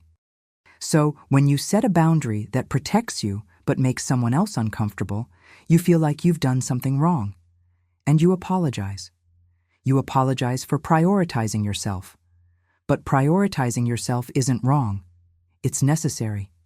And it doesn't require apology. Fifth, past experiences where boundaries were punished. Many women over 50 have memories of setting boundaries and being punished for it. Maybe you said no to a parent and were called selfish. Maybe you set a limit with a partner and they withdrew love. Maybe you protected yourself at work and were labeled difficult. These experiences taught you that boundaries are dangerous, that setting them results in punishment. So now, you apologize for boundaries as a way to try to prevent the punishment. The apology is saying, I know this boundary might upset you, and I'm sorry, and please don't punish me for it. But the apology itself is a form of self-punishment. You're punishing yourself preemptively for having the audacity to protect yourself. Sixth, confusion between boundaries and rejection. Many women think that setting a boundary means rejecting the other person. That saying no to a request means saying no to the relationship. That protecting yourself means pushing others away. So you apologize for what you perceive as rejection. I'm sorry for pushing you away. But boundaries aren't rejection. Boundaries are protection. You can set a boundary and still love someone. You can say no and still care. The boundary isn't about them, it's about you, and you don't need to apologize for protecting yourself. Seventh, belief that you should be able to handle everything without boundaries. Many women over 50 feel like needing boundaries is a weakness. Like if you were strong enough, tough enough, good enough, you wouldn't need to protect yourself. You'd just handle everything without limits. So when you do need a boundary, when you can't handle everything, you feel like you're failing. And you apologize for the failure. But needing boundaries isn't weakness, it's wisdom. It's recognizing that you're human with human limits. And humans need boundaries. All of them. Always. No apology required. Eighth, the apologizing has become automatic. After 50 years of apologizing for boundaries, you don't even think about it anymore. Boundary and apology are neurologically linked. You can't set one without the other appearing. It's habit, reflex, automatic, and breaking that automaticity requires conscious, repeated effort. So what does apologizing for boundaries cost you? Everything. It costs you the boundary itself. Because a boundary with an apology attached isn't really a boundary. It's a suggestion, and suggestions get ignored. It costs you respect. Because people don't respect boundaries that come wrapped in apologies. They test them, push them, violate them. Because the apology signaled that violation is acceptable. It costs you safety. Because boundaries are how you keep yourself safe. Emotionally safe, physically safe, psychologically safe. And when your boundaries don't hold because they're weakened by apologies, you're not safe. It costs you relationships that could be healthy. Because without solid boundaries, relationships become toxic. You give too much, they take too much. You resent them. They don't understand why. The relationship deteriorates, not because boundaries would have ruined it, but because the lack of boundaries did. And it costs you yourself. Because when you can't set boundaries without apologizing, you can't protect who you are. You become whatever other people need you to be. And the real you disappears under the weight of everyone else's expectations and demands. Walter Riso explains that women who apologize for boundaries are women who have not yet internalized their right to self-protection. They know intellectually that boundaries are important, but emotionally, they still believe that protecting themselves is wrong. And until that emotional belief changes, the apologies will continue. So changing the pattern isn't just about changing words. It's about changing the underlying belief. About giving yourself permission, deep permission, to protect yourself without guilt. So how do you stop apologizing for boundaries? Let me give you 10 strategies. Strategy 1. Separate the boundary from the apology. Practice setting boundaries without any apology attached. I can't do that. I need you to stop. I'm not available. No sorry, no explanation. Just the boundary. It will feel harsh at first because you're used to softening everything. But boundaries aren't harsh. They're clear. And clarity is kind. It tells people exactly where the line is. Strategy 2. Replace sorry with a simple acknowledgement. If you feel the need to say something before the boundary, use an acknowledgement instead of an apology. I understand you'd like me to do this, but I can't. Or, I know this isn't what you wanted to hear, but this is my decision. You're acknowledging their feelings without apologizing for protecting yourself. Strategy 3. Practice the phrase, "This isn't negotiable." When you set a boundary and someone pushes back, instead of apologizing and renegotiating, say calmly, "This isn't negotiable. You're not being mean. You're being clear." The boundary stands. No apology, no debate. Strategy 4. Delay apologies. If you absolutely feel compelled to apologize, wait 24 hours. Set the boundary without apology. Then, if after 24 hours you genuinely believe you did something wrong, apologize then. But most of the time, after 24 hours, you'll realize the apology isn't necessary. The compulsion to apologize fades when you give it time. And you'll have held a boundary without undermining it with an immediate apology. Strategy 5. Remind yourself daily that boundaries are self-respect. Write it down. Put it somewhere you'll see it. Boundaries are not selfish. Boundaries are self-respect. Say it until you believe it. Because once you believe it, the apologies stop making sense. You don't apologize for respecting yourself. Strategy 6. Build a library of boundary scripts without apologies. Write out common boundaries you need to set and practice saying them without sorry. I'm not available that day. I need you to speak to me respectfully. I'm leaving this conversation. That doesn't work for me. Having scripts ready means you're not trying to construct an unapologetic boundary in the moment when your reflexes want to add sorry. Strategy 7. Notice what happens when you don't apologize. Track it. Set a boundary without apology and see what happens. Most of the time, the sky doesn't fall. People adjust. They respect the boundary, or they don't, and then you have information about the relationship. But the catastrophe you fear rarely materializes, and seeing that pattern helps reduce the fear that drives the apologies. Strategy 8. Reframe disappointing people as information sharing. When your boundary disappoints someone, you're not doing something to them. You're giving them information about your limits. They can decide how to respond to that information.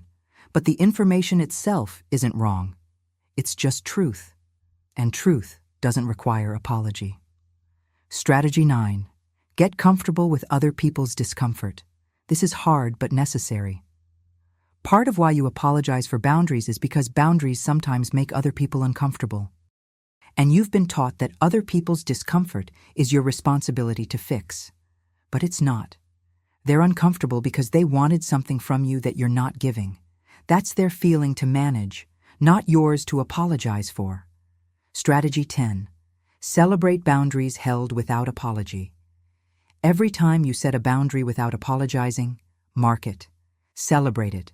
You're building a new pattern, and that pattern needs reinforcement.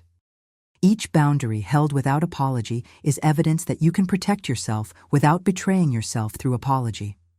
Let me tell you about Judith. She's 66. She'd spent her entire adult life apologizing for every boundary. Sorry, I can't babysit this weekend. Sorry, I need to leave now. Sorry, but I don't want to discuss this. Every single boundary came with a sorry attached, and every boundary got violated because the apology made it weak. Her adult children would push back on boundaries, and she'd cave because even she didn't really believe her boundaries mattered. One day, Judith set a boundary with her daughter. I'm not hosting Thanksgiving this year.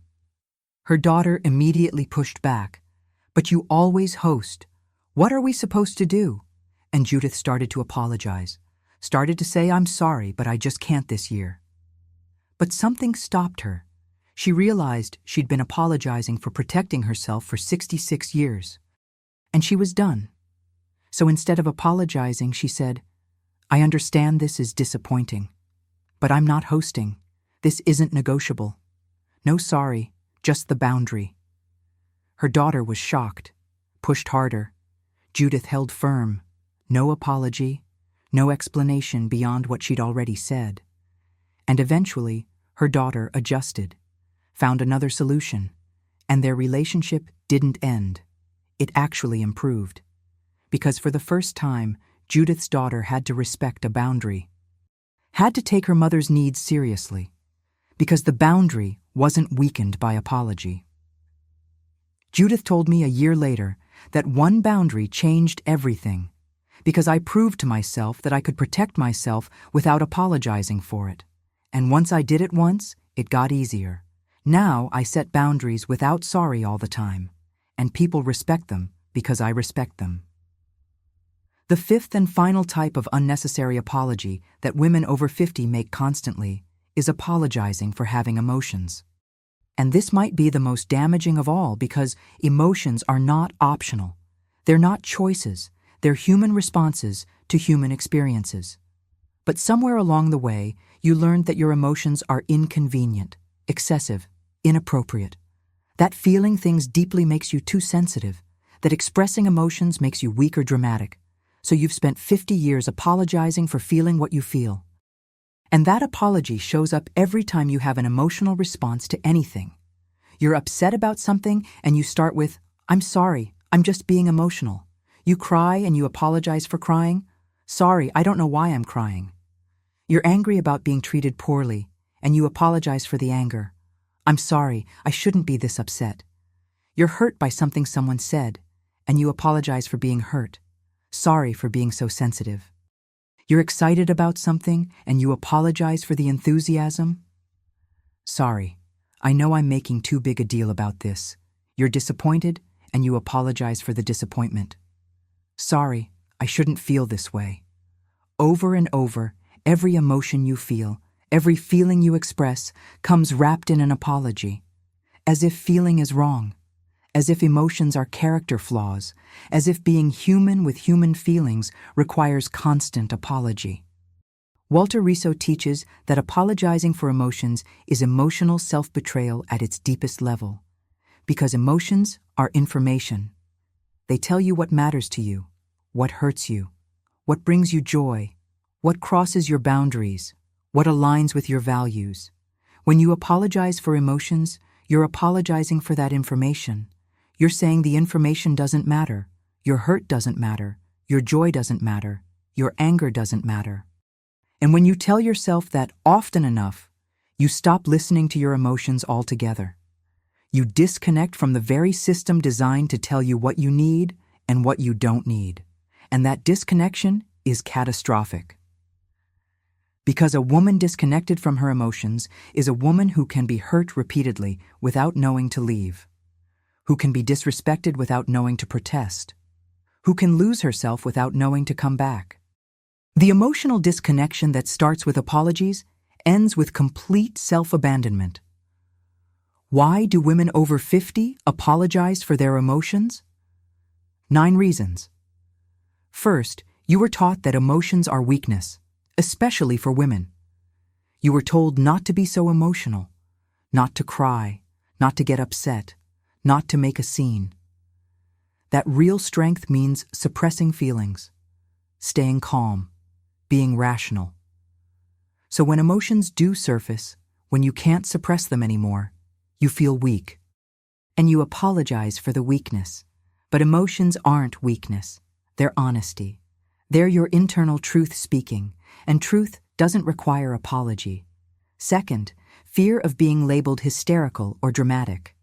Women who express emotions, especially strong emotions, get labeled hysterical, dramatic, overreacting, too emotional.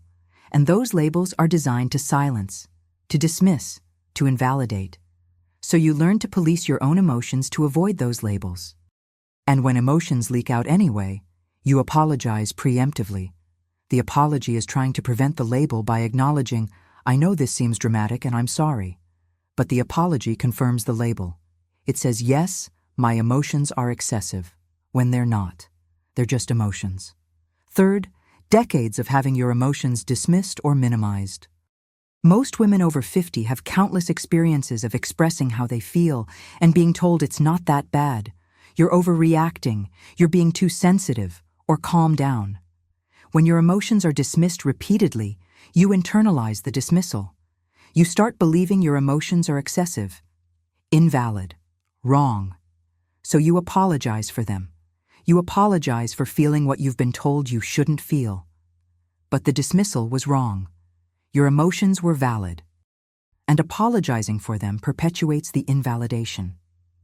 Fourth, confusion between emotional expression and emotional manipulation.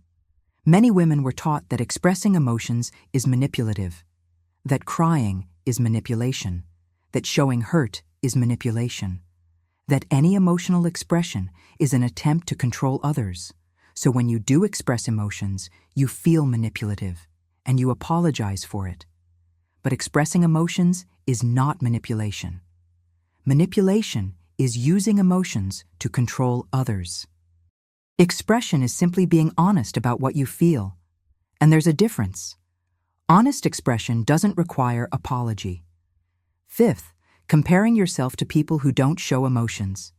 In every family, every workplace, every social circle, there are people who seem unflappable, who never cry, who never get visibly upset, who keep everything controlled. And when you compare yourself to them, you feel like your emotional responses are excessive. So you apologize for not being as controlled as they are.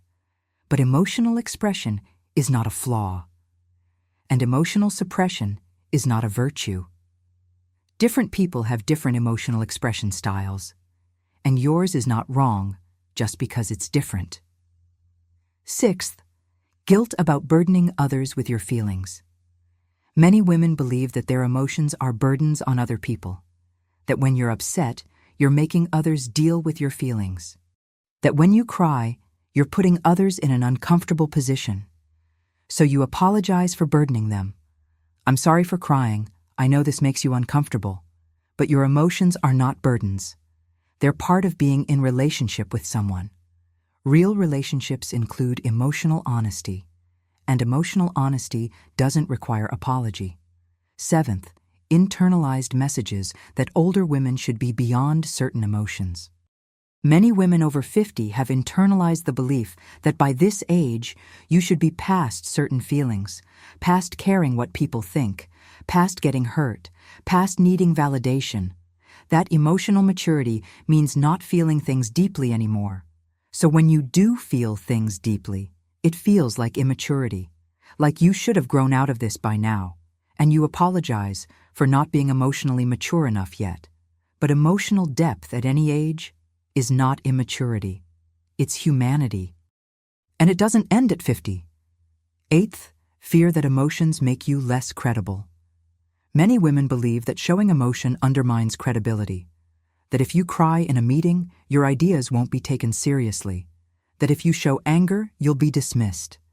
That emotional expression and intellectual competence can't coexist. So you apologize for emotions to try to maintain credibility. To signal, I know this emotion undermines me and I'm sorry. But that fear is based on sexist dismissal of women's emotions. Your emotions don't undermine your credibility. Other people's bias does. And apologizing for your emotions doesn't fix their bias. It just confirms that you believe their bias is justified. Ninth, the apologizing has become reflexive. After 50 years of apologizing for every emotion, you don't even realize you're doing it.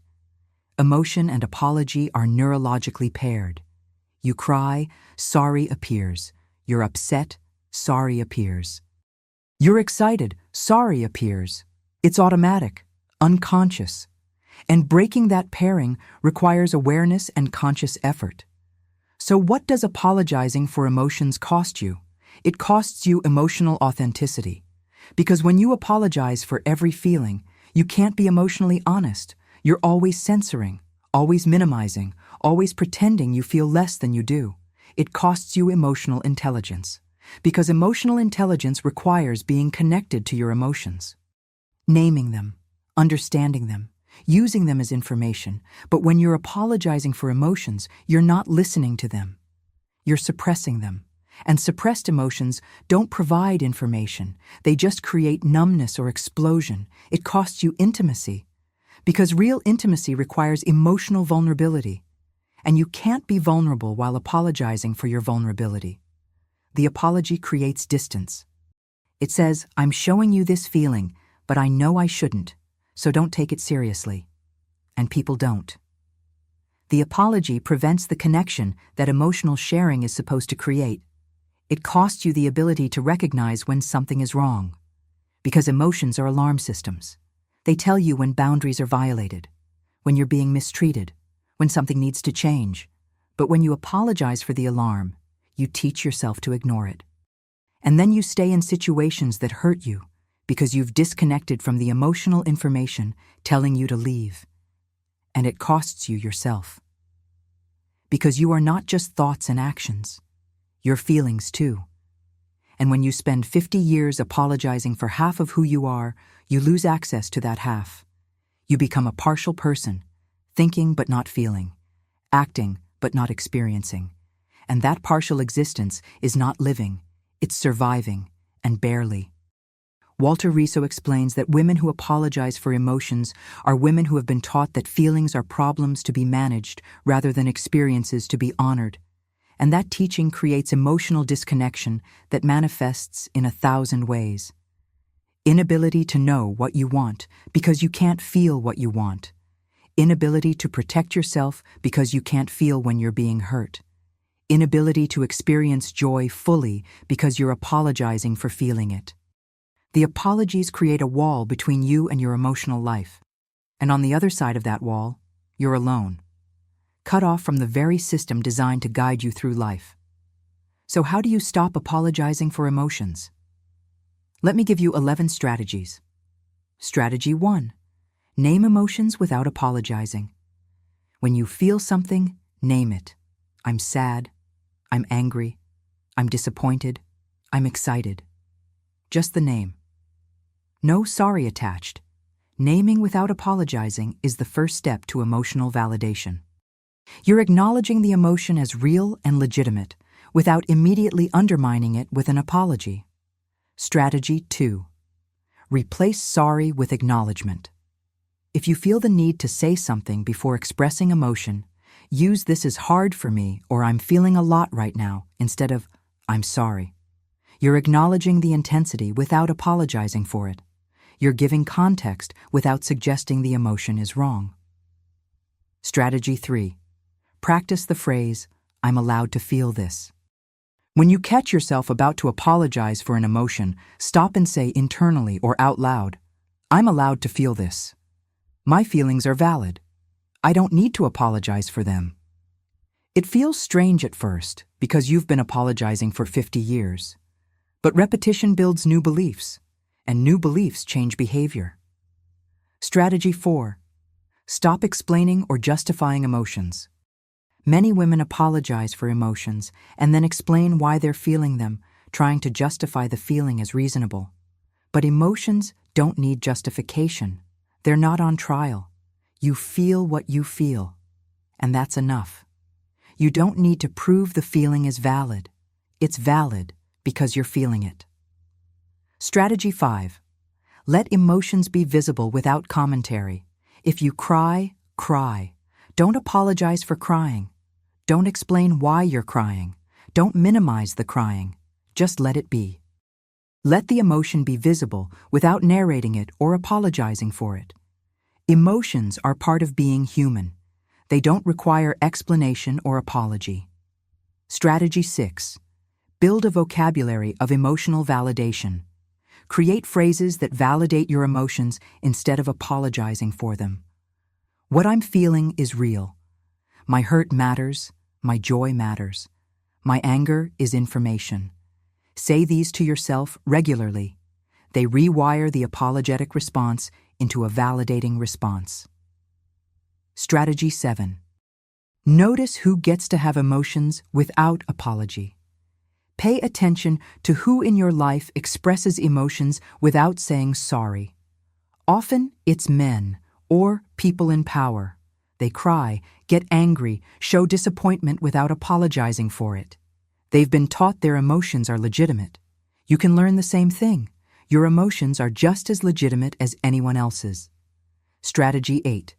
Reframe emotional expression as communication. When you express emotion, you're not burdening someone. You're communicating. You're giving them information about your internal state. That's not a burden. That's honesty. And honesty is the foundation of real connection. Reframing expression as communication removes the shame that drives apologies. Strategy 9. Practice showing emotions in safe contexts. Start with low-stakes emotions in safe relationships. Express mild disappointment without apology. Show excitement without apologizing for it. Build the muscle of unapologetic emotional expression in contexts where the risk is low. Then gradually increase the stakes as you build confidence. Strategy 10.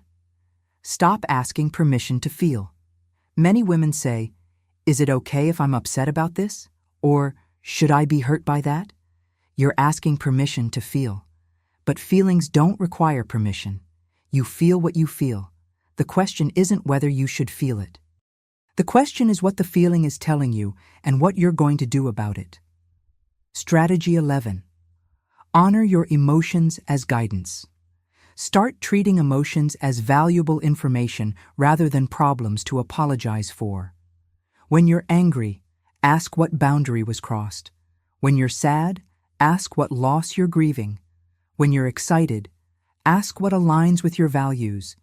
Emotions become guides instead of embarrassments, and guides don't require apologies. Let me tell you about Ruth. She's 68.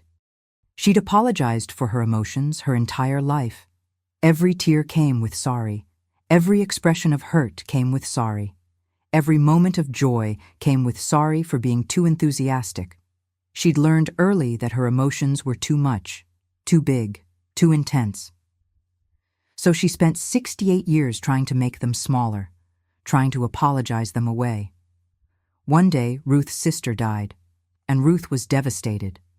At the funeral, she cried, and mid-sob, she started to say sorry. Her daughter stopped her. "Mom, don't apologize for grieving. Your sister died. You're allowed to cry." And something in Ruth broke open. She realized she'd been apologizing for grief, for one of the most legitimate human emotions that exists. She'd been apologizing for being human. So Ruth stopped. She cried without apology. She expressed her sadness without sorry. She let herself grieve fully without minimizing or explaining or apologizing. And it was the first time in her life she'd felt an emotion completely, without censoring it, without apologizing for it, just feeling it. Ruth told me months later, "I spent 68 years apologizing for having feelings, and in the process, I lost touch with what I was actually feeling most of the time. When I finally let myself feel grief without apology, it opened something. I started feeling other emotions fully too, joy, anger, disappointment, all of it, without sorry attached. And I feel more alive now than I have in decades. Because I'm finally letting myself be fully human." Now that you understand the 5 types of unnecessary apologies you make, apologizing for your physical presence, for your needs, for your opinions, for your boundaries, and for your emotions, let's talk about how to actually stop. Because understanding is only half the battle. The other half is implementation. And implementation requires more than just deciding to stop apologizing. It requires rewiring 50 years of conditioning, changing neural pathways, building new habits. And that work is hard. It's uncomfortable. It's going to require you to feel things you've been avoiding for decades. But it's possible. And I'm going to give you a comprehensive strategy for making it happen. The first thing you need to understand is that you can't stop apologizing through willpower alone. This is not about trying harder or being more disciplined. Apologizing has become neurological. It's wired into your brain through 50 years of repetition. Every time you apologized, you strengthened a neural pathway that connects certain situations to the word sorry. Walk into a room, brain fires, say sorry. Have a need, brain fires, say sorry. Express an opinion, brain fires, say sorry. These pathways are deep, strong, automatic, and you can't erase them through willpower. But you can build new pathways, stronger pathways, pathways that fire faster than the old ones. And eventually, those new pathways become the automatic response. But building them takes time, repetition, patience, and a lot of catching yourself mid-sorry. Walter Riso teaches that changing deeply ingrained behavioral patterns requires what he calls conscious interruption. You have to become aware of the pattern as it's happening, catch it in action, and interrupt it before it completes. Most of your apologies happen unconsciously. Your mouth says sorry before your brain even registers what's happening. So the first step is building awareness, slowing down enough to catch the apology before it comes out. Or if it does come out, catching it immediately after and correcting it. "I'm sorry, actually. I'm not sorry. I don't need to apologize for that." The interruption doesn't have to be perfect. It just has to happen. Because every interruption weakens the old pathway and begins building the new one. Here's your comprehensive strategy for stopping unnecessary apologies. This is not a quick fix. This is a months-long process of rewiring. But if you commit to it, if you work it consistently, you will stop apologizing for existing. And when you do, your entire life will change. Step 1. The 3-week awareness phase. For the first 3 weeks, your only job is awareness, not stopping the apologies yet, just noticing them. Carry a small notebook or use your phone. Every time you apologize unnecessarily, mark it down. Just a tally mark. Don't judge it. Don't try to stop it. Just notice it. By the end of week 1, you'll be shocked by the number. By the end of week 3, you'll have a clear map of when, where, and why you apologize. You'll see patterns. Certain people trigger more apologies. Certain situations, certain emotions. That data is gold, because you can't change what you don't see. And 3 weeks of data makes the pattern impossible to miss. Step 2, the categorization. After 3 weeks of awareness, look at your data. Categorize your apologies. How many were for physical presence? How many for needs, for opinions, for boundaries, for emotions? Which type do you do most? That's where you start. Don't try to stop all apologizing at once. Pick the category you do most, or pick the category that costs you the most, and focus there first. Let the others continue for now. You're building one new pathway at a time, not 5 simultaneously. Step 3, the interruption practice. Now that you know which type of apology you're targeting, your job is to interrupt it. Not prevent it entirely yet, just interrupt. When you feel the apology coming, or right after it comes out, interrupt.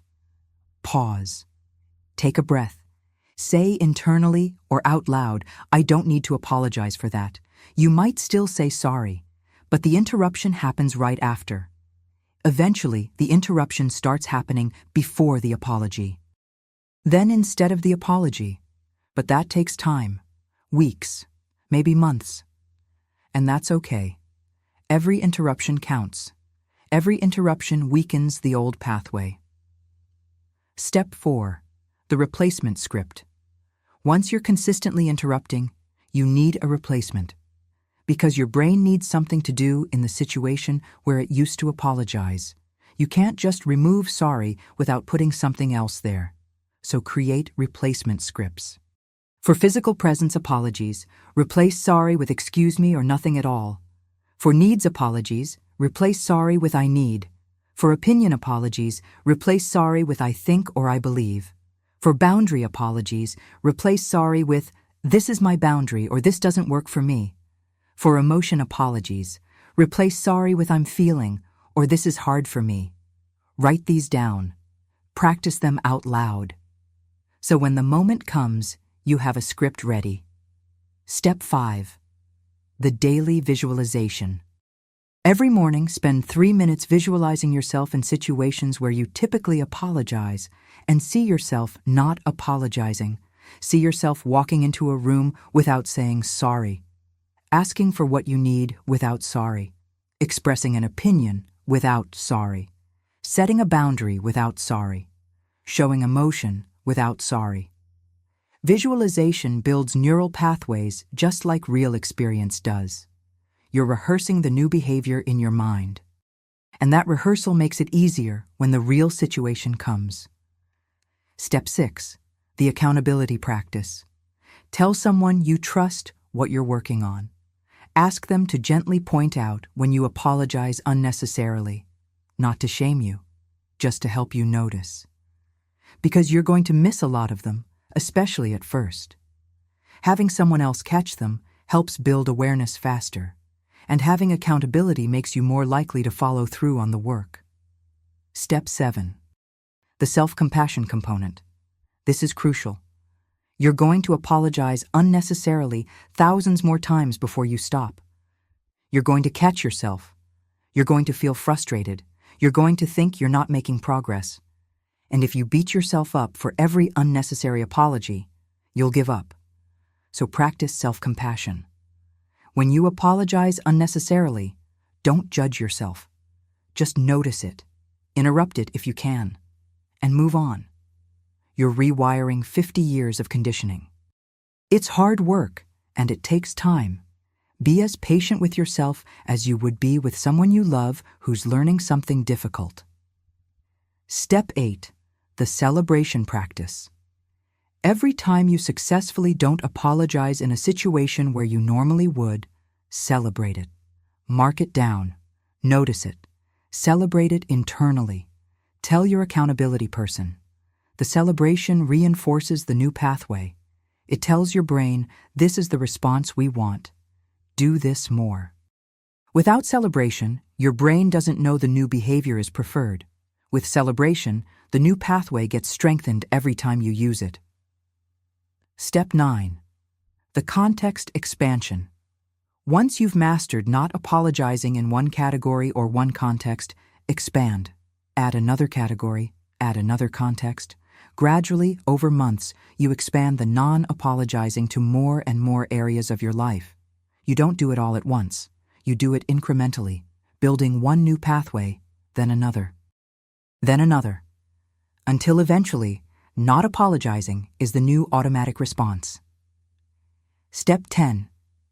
The relapse plan. You're going to have relapses, situations where you apologize reflexively even after months of not doing it. High-stress situations, old familiar contexts, certain people. When relapse happens, and it will, don't see it as failure. See it as information. What triggered the relapse? What do you need to practice more? Relapse is part of the process. It doesn't mean you're failing. It means you're human and learning is not linear. Let me tell you about Carolyn. She's 62. She came to me after tracking her apologies for 3 weeks. She'd apologized 347 times in 3 weeks. For everything: existing, needing, thinking, feeling, protecting herself. She was devastated by the number, but also determined. She decided to start with boundary apologies because those cost her the most. For 2 months, every time she set a boundary, she interrupted the apology. Sometimes she still said sorry, but she followed it immediately with, "Actually, I'm not sorry. This is my boundary." It felt awkward, forced, fake, but she kept doing it. By month 3, the interruption was happening before the apology about half the time. She'd start to say sorry and catch herself mid-word. Stop, reset, state the boundary without apology. By month 6, boundary apologies were rare. The new pathway had become strong enough to fire before the old one.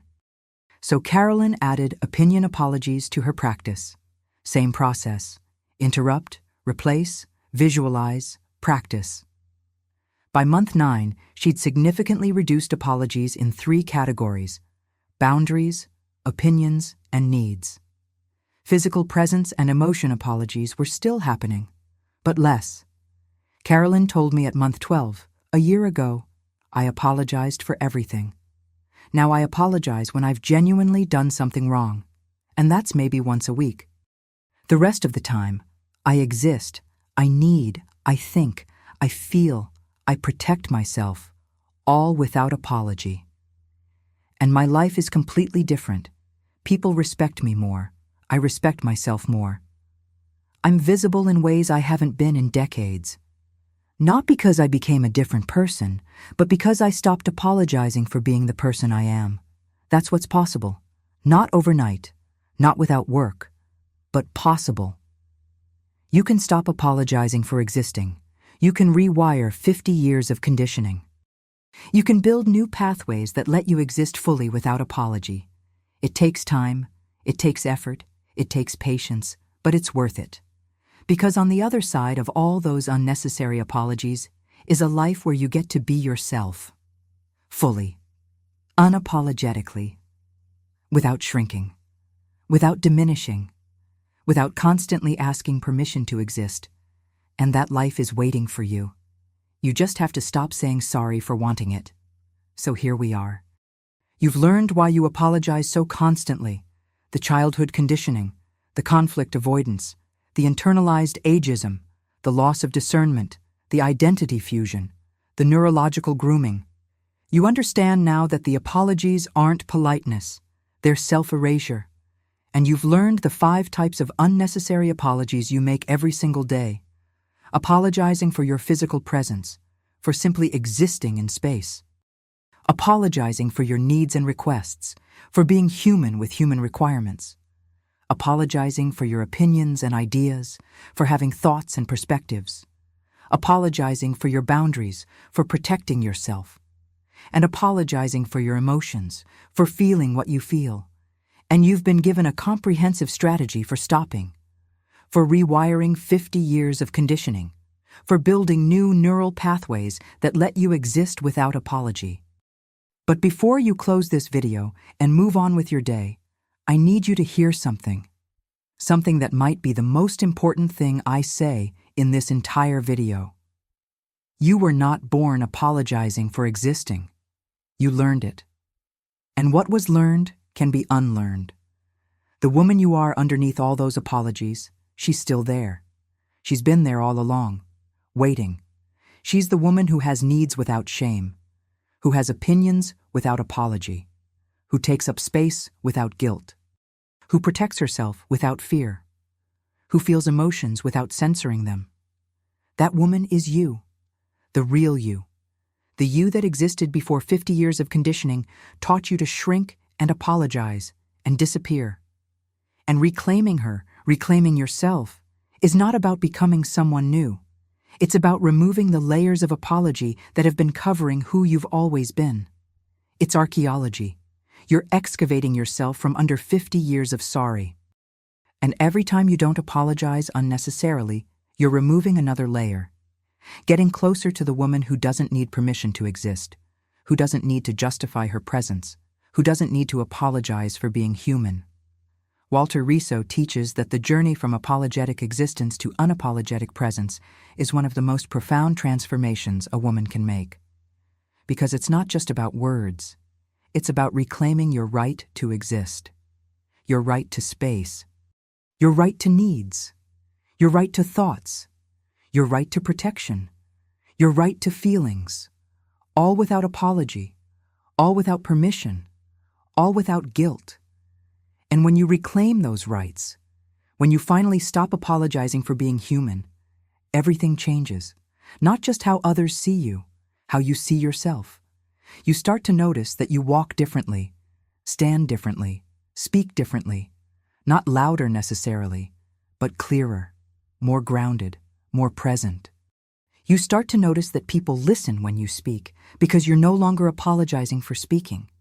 That people respect your boundaries because you're no longer apologizing for setting them. That people take your needs seriously because you're no longer apologizing for having them. You start to notice that you feel more, experience more, live more fully, because you're not spending half your energy apologizing for the other half of your energy. And yes, some people will be uncomfortable with the change. Some people benefited from your constant apologizing.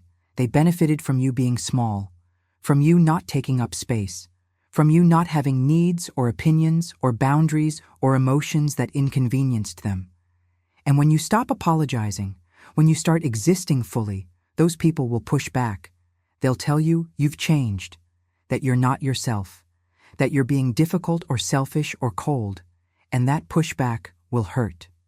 Because some of those people will be people you love, people you've known for decades, people you thought would support, and yes, some people will be uncomfortable with the change. Some people benefited from your constant apologizing. They benefited from you being small, from you not taking up space, from you not having needs or opinions or boundaries or emotions that inconvenience them. And when you stop apologizing, when you start existing fully, those people will push back. They'll tell you you've changed, that you're not yourself, that you're being difficult or selfish or cold. And that pushback will hurt, because some of those people will be people you love, people you've known for decades, people you thought would support your growth. But here's what you need to understand. Their discomfort is not evidence that you're doing something wrong. Their discomfort is evidence that the dynamic is changing, that they can no longer rely on you to shrink yourself for their comfort. And that's not your problem to fix. That's theirs to adjust to. The right people, the people who actually love you rather than love what you do for them, will adjust. They'll respect the new boundaries. They'll take your needs seriously. They'll value your opinions. They'll honor your emotions. They'll celebrate your presence because they want you to be whole, not small. They want you to be happy, not apologetic. They want you to be yourself, not a version of yourself that's constantly shrinking to fit their expectations. And the people who can't adjust, the people who need you to stay small and apologetic, Those people will drift away, and that is not loss. That is liberation. Because any relationship that requires you to apologize for existing is not a relationship worth having. Any connection that demands you stay invisible is not connection at all. It's colonization. And you don't owe anyone colonization of your soul. Walter Riso says that the mark of a truly healthy relationship is that both people can exist fully without apology. Both can have needs. Both can have opinions. Both can have boundaries. Both can have emotions. Both can take up space. And neither has to apologize for any of it. That's what you deserve in every relationship, with partners, with children, with friends, with colleagues, with everyone. You deserve to exist without apology. And anyone who can't handle that doesn't deserve access to you. Now, I know what some of you are thinking. You're thinking, but if I stop apologizing, won't people think I'm rude? Won't I come across as aggressive or inconsiderate? And the answer is no. Because there's a difference between being unapologetic and being disrespectful. You can be clear without being cruel. You can be direct without being harsh. You can protect yourself without attacking others. You can exist fully without diminishing anyone else. Stopping unnecessary apologies doesn't mean you become rude. It means you become honest. And honesty, real honesty without the cushion of false apologies, is actually more respectful than apologizing for everything. Because false apologies are noise. They obscure communication. They make everything unclear. But honest, direct communication without unnecessary apologies, that's clarity. That's respect. That's treating people like adults who can handle your authentic presence. And here's something else you need to know. The world doesn't need more apologetic women. The world has plenty of women who shrink and apologize and disappear. What the world needs, what the world is actually starving for, is women who exist fully. Women who take up space without guilt. Women who have needs and state them clearly. Women who have opinions and share them confidently. Women who set boundaries and hold them firmly. Women who feel emotions and express them honestly. The world needs women over 50 who refuse to be invisible, who refuse to apologize for being here, who model for younger women that you don't have to shrink with age, that you don't have to disappear, that you can take up more space, not less, that you can matter more, not less, that visibility is your birthright at every age. So this is my challenge to you. Starting today, right now, make a commitment. A commitment to catch yourself when you apologize unnecessarily. To interrupt it. To replace it. To practice existing without apology. Not perfectly. You're not going to stop apologizing overnight. You're going to mess up. You're going to say sorry thousands more times before the pattern breaks. But every time you catch it, every time you interrupt it, every time you replace it, you're building a new pathway. A pathway to unapologetic existence. And that pathway, once fully formed, will change your life in ways you can't even imagine right now. You'll walk into rooms and own your presence. You'll ask for what you need without guilt. You'll express your opinions without qualification. You'll set boundaries without fear. You'll feel your emotions without shame. And you'll do all of it without saying sorry. Because you'll finally understand, deep in your bones, that you have nothing to apologize for. Your presence is not an inconvenience. It's a gift. Your needs are not burdens, they're part of being human. Your opinions are not presumptions, they're contributions. Your boundaries are not rejections, they're self-respect. Your emotions are not weaknesses, they're honesty. And none of it requires apology, not a single bit of it. Now, before you go, I need 3 things from you. 3 commitments that will determine whether this video changes your life or just becomes another piece of content you consumed and forgot. First, subscribe to this channel right now if you haven't already. Enough and Whole is not just a channel. It's a movement of women over 50 who are done shrinking, done apologizing, done disappearing. We're reclaiming our space, our voices, our lives, one unapologetic word at a time. Subscribe. Be part of this. Because this work is hard, And it's easier when you're not doing it alone, when you're surrounded by women who are on the same journey, who understand the struggle. Who celebrate the victories? Join us. Second, go to the comments right now. Tell me which type of apology you make most. Physical presence, needs, opinions, boundaries, emotions, name it, claim it. Make it real by writing it down. And tell me the first step you're going to take to stop. I read every comment, I respond, and I want to hear from you. Because your voice matters, your experience matters, you matter, and this community needs your voice in it. Third, share this video with one woman who apologizes too much. Your sister, your friend, your daughter, your mother. Someone who needs to hear that apologizing for existing is not politeness, it's self-betrayal. Someone who needs permission to stop. Someone who needs to know she's not alone. Send her this video. Right now. Don't wait. Because the world needs more women who stop saying sorry and start living fully. And you can help create that by sharing this message with women who need it. And here's my final message to you. My promise. If you do this work, if you commit to stopping unnecessary apologies, if you practice the strategies I've given you, if you interrupt and replace and build new pathways, your life will change. Not might change, will change. You'll feel lighter, freer, more present, more visible, more alive.